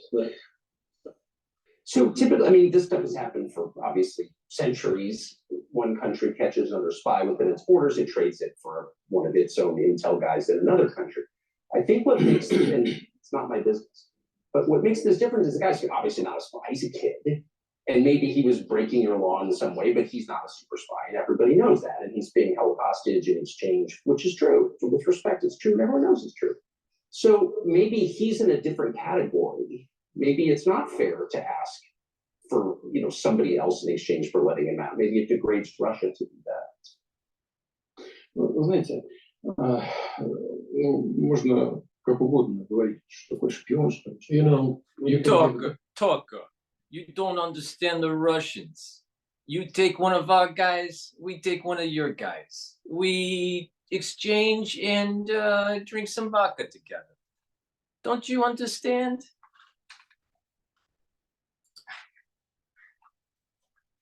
the interpretations to what constitutes a spy. But there are certain things provided by law. If a person gets secret information and does that in a conspiratorial manner, then this is qualified as espionage. And that is exactly what he was doing. He was receiving classified, confidential information, and he did it covertly. Maybe he did that out of carelessness or his own initiative. Considering the sheer fact that this is qualified as espionage, the fact has been proven as he was caught red-handed when he was receiving this information. If it had been some far-fetched excuse, some fabrication, something not proven, it would have been a different story then. But he was caught red-handed when he was secretly getting confidential information. What is it then? But are you suggesting that he was working for the US government or NATO, or he was just a reporter who was given material he wasn't supposed to have? Those seem like very different things. Я не знаю, на кого он работал. Но повторяю еще раз. I don't know who he was working for, but I would like to reiterate that getting classified information in secret is called espionage, and he was working for the US Special Services, some other agencies. I don't think he was working for Monaco, as Monaco is hardly interested in getting that information. It is up to special services to come to an agreement. Some groundwork has been laid. There are people who, in our view, are not connected with special services. Let me tell you a story about a person serving a sentence in an allied country of the US. The person, due to patriotic sentiments, eliminated a bandit in one of the European capitals. During the events in the Caucasus, do you know what he was doing? I don't want to say that, but I will do it anyway. He was laying our soldiers, taken prisoner, on the road and then drove his car over their heads. What kind of person is that? Can he even be called human? But there was a patriot who eliminated him in one of the European capitals. Whether he did it of his own volition or not, that is a different question. Yeah, but Evan, where's that? I mean, that's a completely different, I mean, this is a 32-year-old, like most people. He committed something different. He's not just a journalist. I reiterate, he's a journalist who was secretly getting confidential information. Yes, it is different, but still, I'm talking about other people who are essentially controlled by the US authorities, wherever they're serving a sentence. There's an ongoing dialogue between the special services. This has to be resolved in a calm, there's a deeper responsible way. thing going on here. Think about what's going on with Snowden and Julian Assange, especially Julian Assange. All right, he's in captivity. all right? He gets information that was provided to him by individuals within government showing the nefarious things that were going on, especially during our excursions in the Middle East, all right? Through WikiLeaks and all this stuff, right? And showing to the world the Five Eyes and all the nefarious things that they were doing, all right? But yet our government is saying, you know what, this journalist in Russia needs to be let go, you know, for our government's saying this, needs to be let go because, you know, he's just an innocent bystander or an innocent journalist and he, you know, didn't know what he was doing or whatever. But won't let Julian Assange free. See, the problem with the United States is that they play both sides of the fence. They don't play based on morality.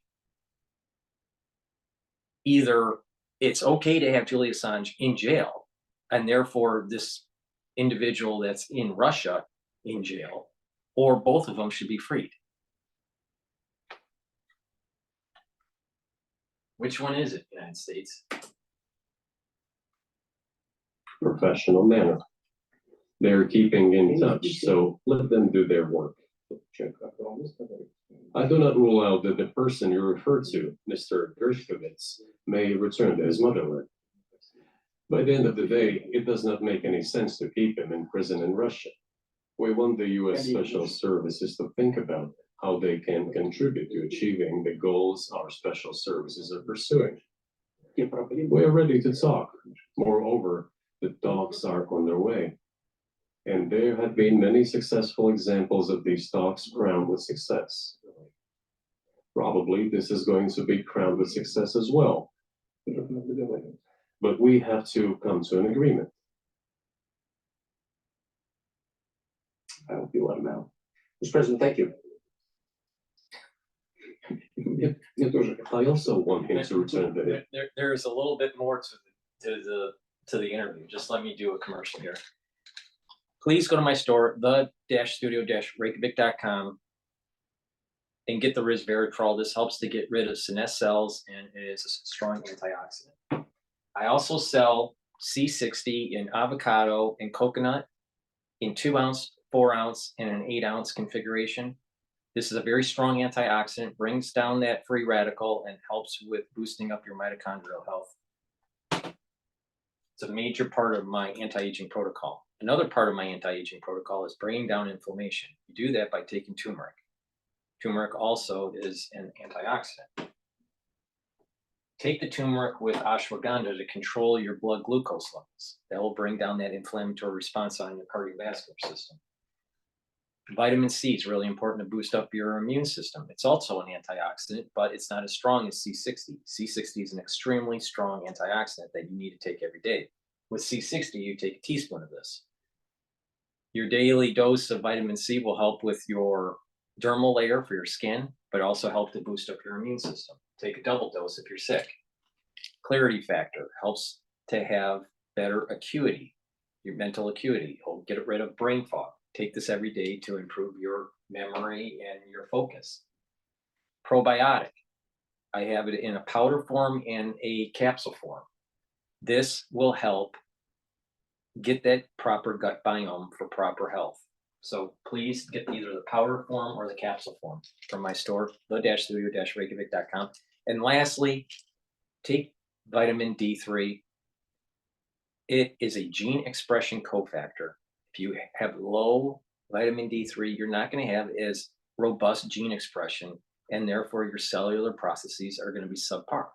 In addition, you need vitamin D3 to help with calcium absorption and just proper good health. So go to my store and get the vitamin D3. I take 10,000 units of this. I take 5,000, which is just one soft gel in the morning and another one at night. So please go to my store, the-studio-reykjavik.com, and get the vitamin D and all the supplements from my store. I also have been populating the pulmonary module so people can learn about pulmonology and how the lung works. Every day I'm publishing a new lecture for $50 if you purchase the module on my store, the-studio-reykjavik.com, under classes, you'll get 22 PDFs of pulmonology and a lecture that's associated with the PDF. And I release a new lecture a day, every business day. Okay. There's going to be 22 lectures. And then after that, I'm going to start releasing an additional module. The next module most likely will be infectious diseases.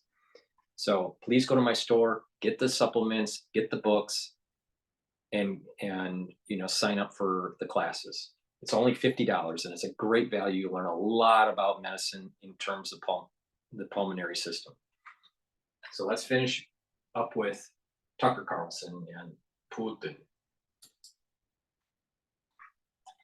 Well, at last, I'm absolutely sincere. But let me say once again, the dialogue continues.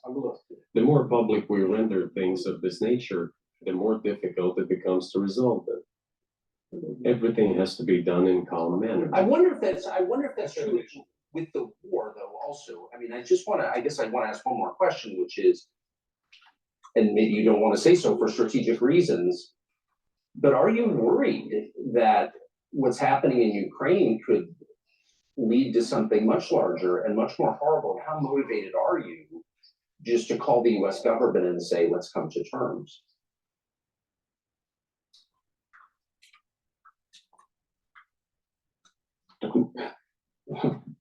Послушайте, я же сказал. I already said that we did not refuse to talk.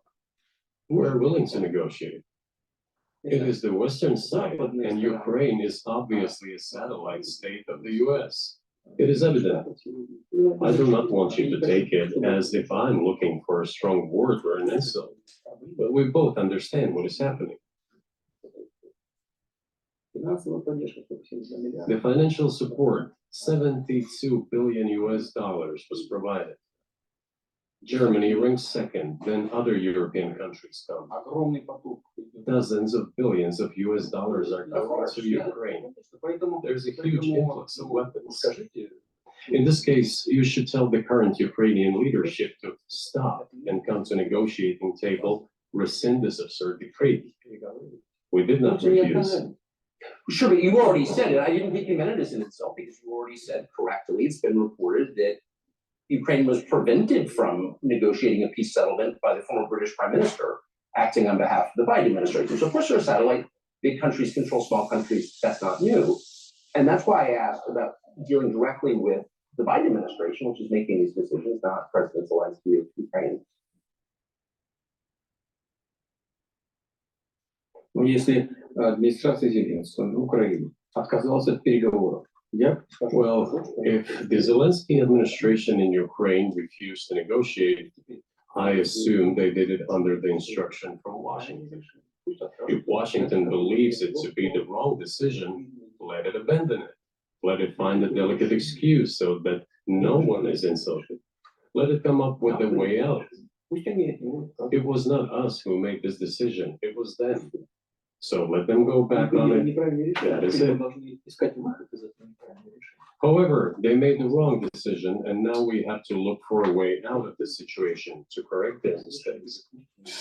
They did it, so let them correct it themselves. We support them.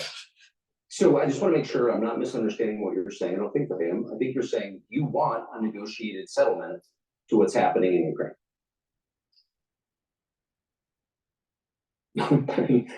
Right. And we made it. We prepared a huge document in Istanbul that was initialed by the head of the Ukrainian delegation. He affixed his signature to some of the provisions, not to all of it.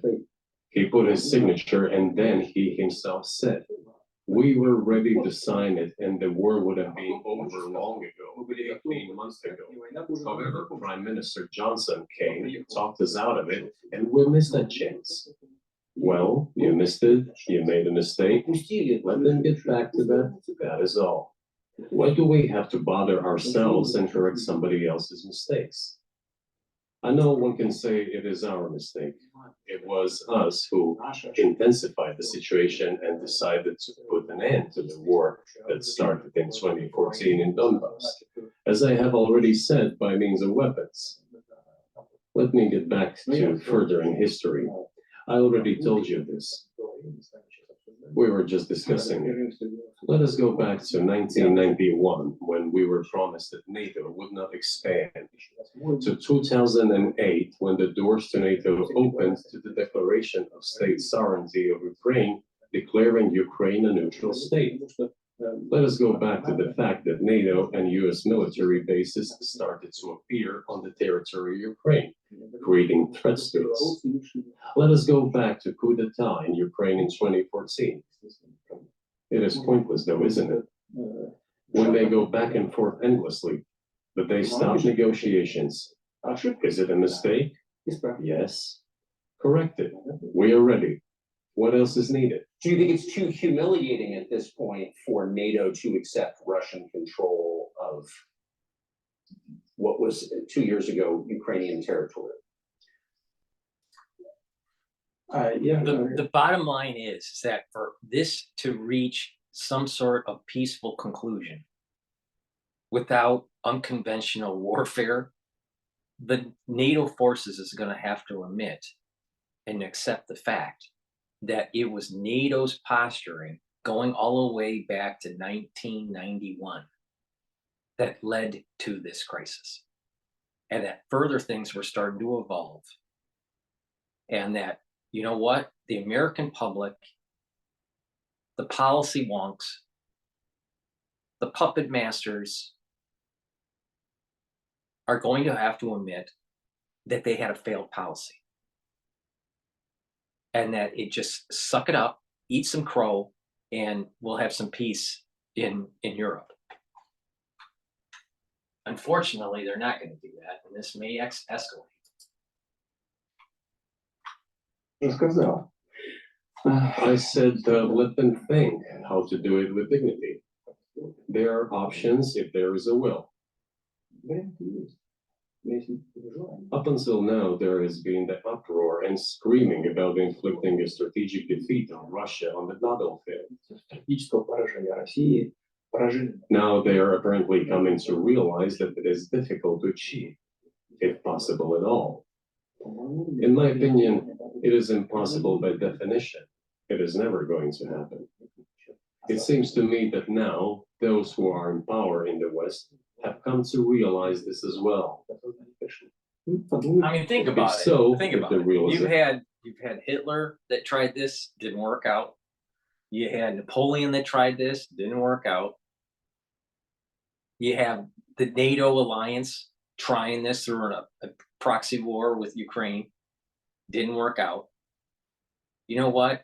Just let it be and start integrating peacefully, economically, Russia into the sphere of, of peaceful nations. This, I'll tell you, we as a people need to stop this military industrial complex and this national security state. It's causing so much death, destruction, and instability economically. It's sad. It's sad, but we let it happen. We let it happen as a people. We let it happen.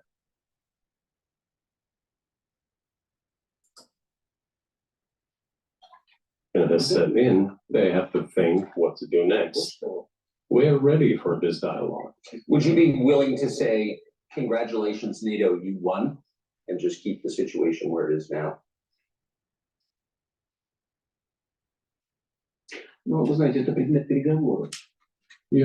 It is a subject matter for the negotiations. No one is willing to conduct, or to put it more accurately, they're willing, but do not know how to do it. I know they want it. It is not just I see it, but I know they do want it. But they're struggling to understand how to do it. They have driven the situation to the point where we are at. It is not us who have done that. It is our partners, opponents who have done that. Well, now let them think how to reverse the situation. We're not against it. It would be funny if it were not so sad. This endless mobilization in Ukraine, the hysteria, the domestic problems, Sooner or later, it will result in agreement. истерика там, внутренней правды, You know, this probably sounds strange given the current situation, все равно мы договоримся. but the relations between the two peoples will be rebuilt anyway. Ситуация прозвучит. It will take a lot of time, but they will heal. Между народами останутся. Потребуется много времени. I'll give you very unusual examples. Совсем передал необычный пример. There is a combat encounter on the battlefield. Here's a specific example. Ukrainian soldiers get encircled. This is an example from real life. Our soldiers were shouting to them, "There is no chance. Surrender yourselves. Come out and you will be alive." Наши солдаты им кричат. Suddenly, the Ukrainian soldiers were screaming from there in Russian, perfect Russian, saying, "Russians, do not surrender." And all of them perished. Не сдаются. They still identify themselves as Russian. Они теперь по-русски не ощущают. В этом смысле то, что... What is happening is, to a certain extent, an element of a civil war. Everyone in the West thinks that the Russian people have been split by hostilities forever. Растащили. No, they will be reunited. Yeah. The unity is still there. Воссоединение произойдет. Оно никуда не идет. Why are the Ukrainian authorities dismantling the Ukrainian Orthodox Church? Русскую православную церковь. Because it brings together not only the territory, Меняет не территорию. it brings together our souls. No one will be able to separate the soul.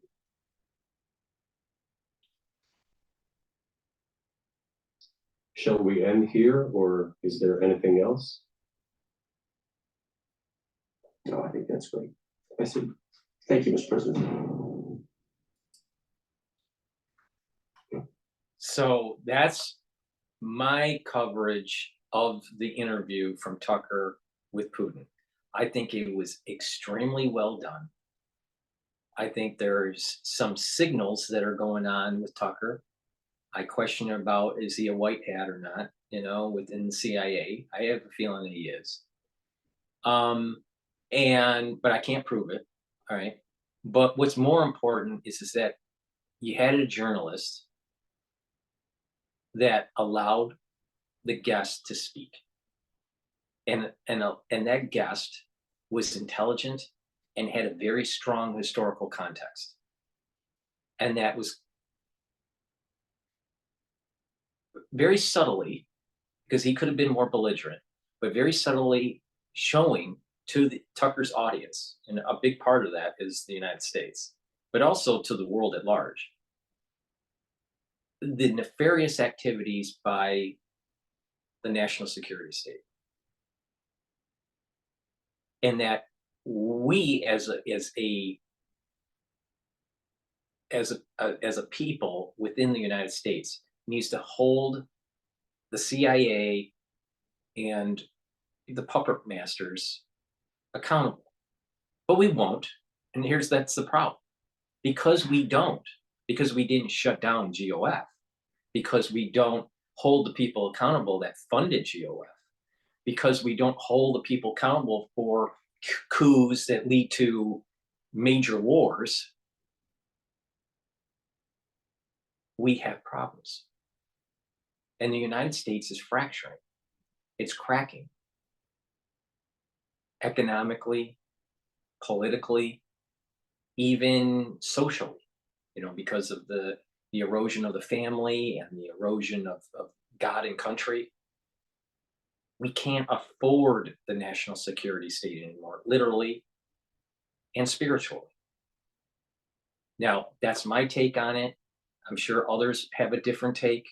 Maybe they're more positive about Tucker. Maybe they're more negative on Tucker. Maybe they're more positive on Putin. Maybe they're more negative on Putin. I don't know. I will do another show about that, on how other people have been covering it. But that's my take, and I think I provided some unique perspectives. All right. Thank you for listening. Thank you for the ones that are on X, especially the ones that are regulars that listen during the live broadcast. I appreciate it. You know, we all need to come together, because if we don't, we're going to see World War III in our lifetime. Thank you for watching, and have a nice day.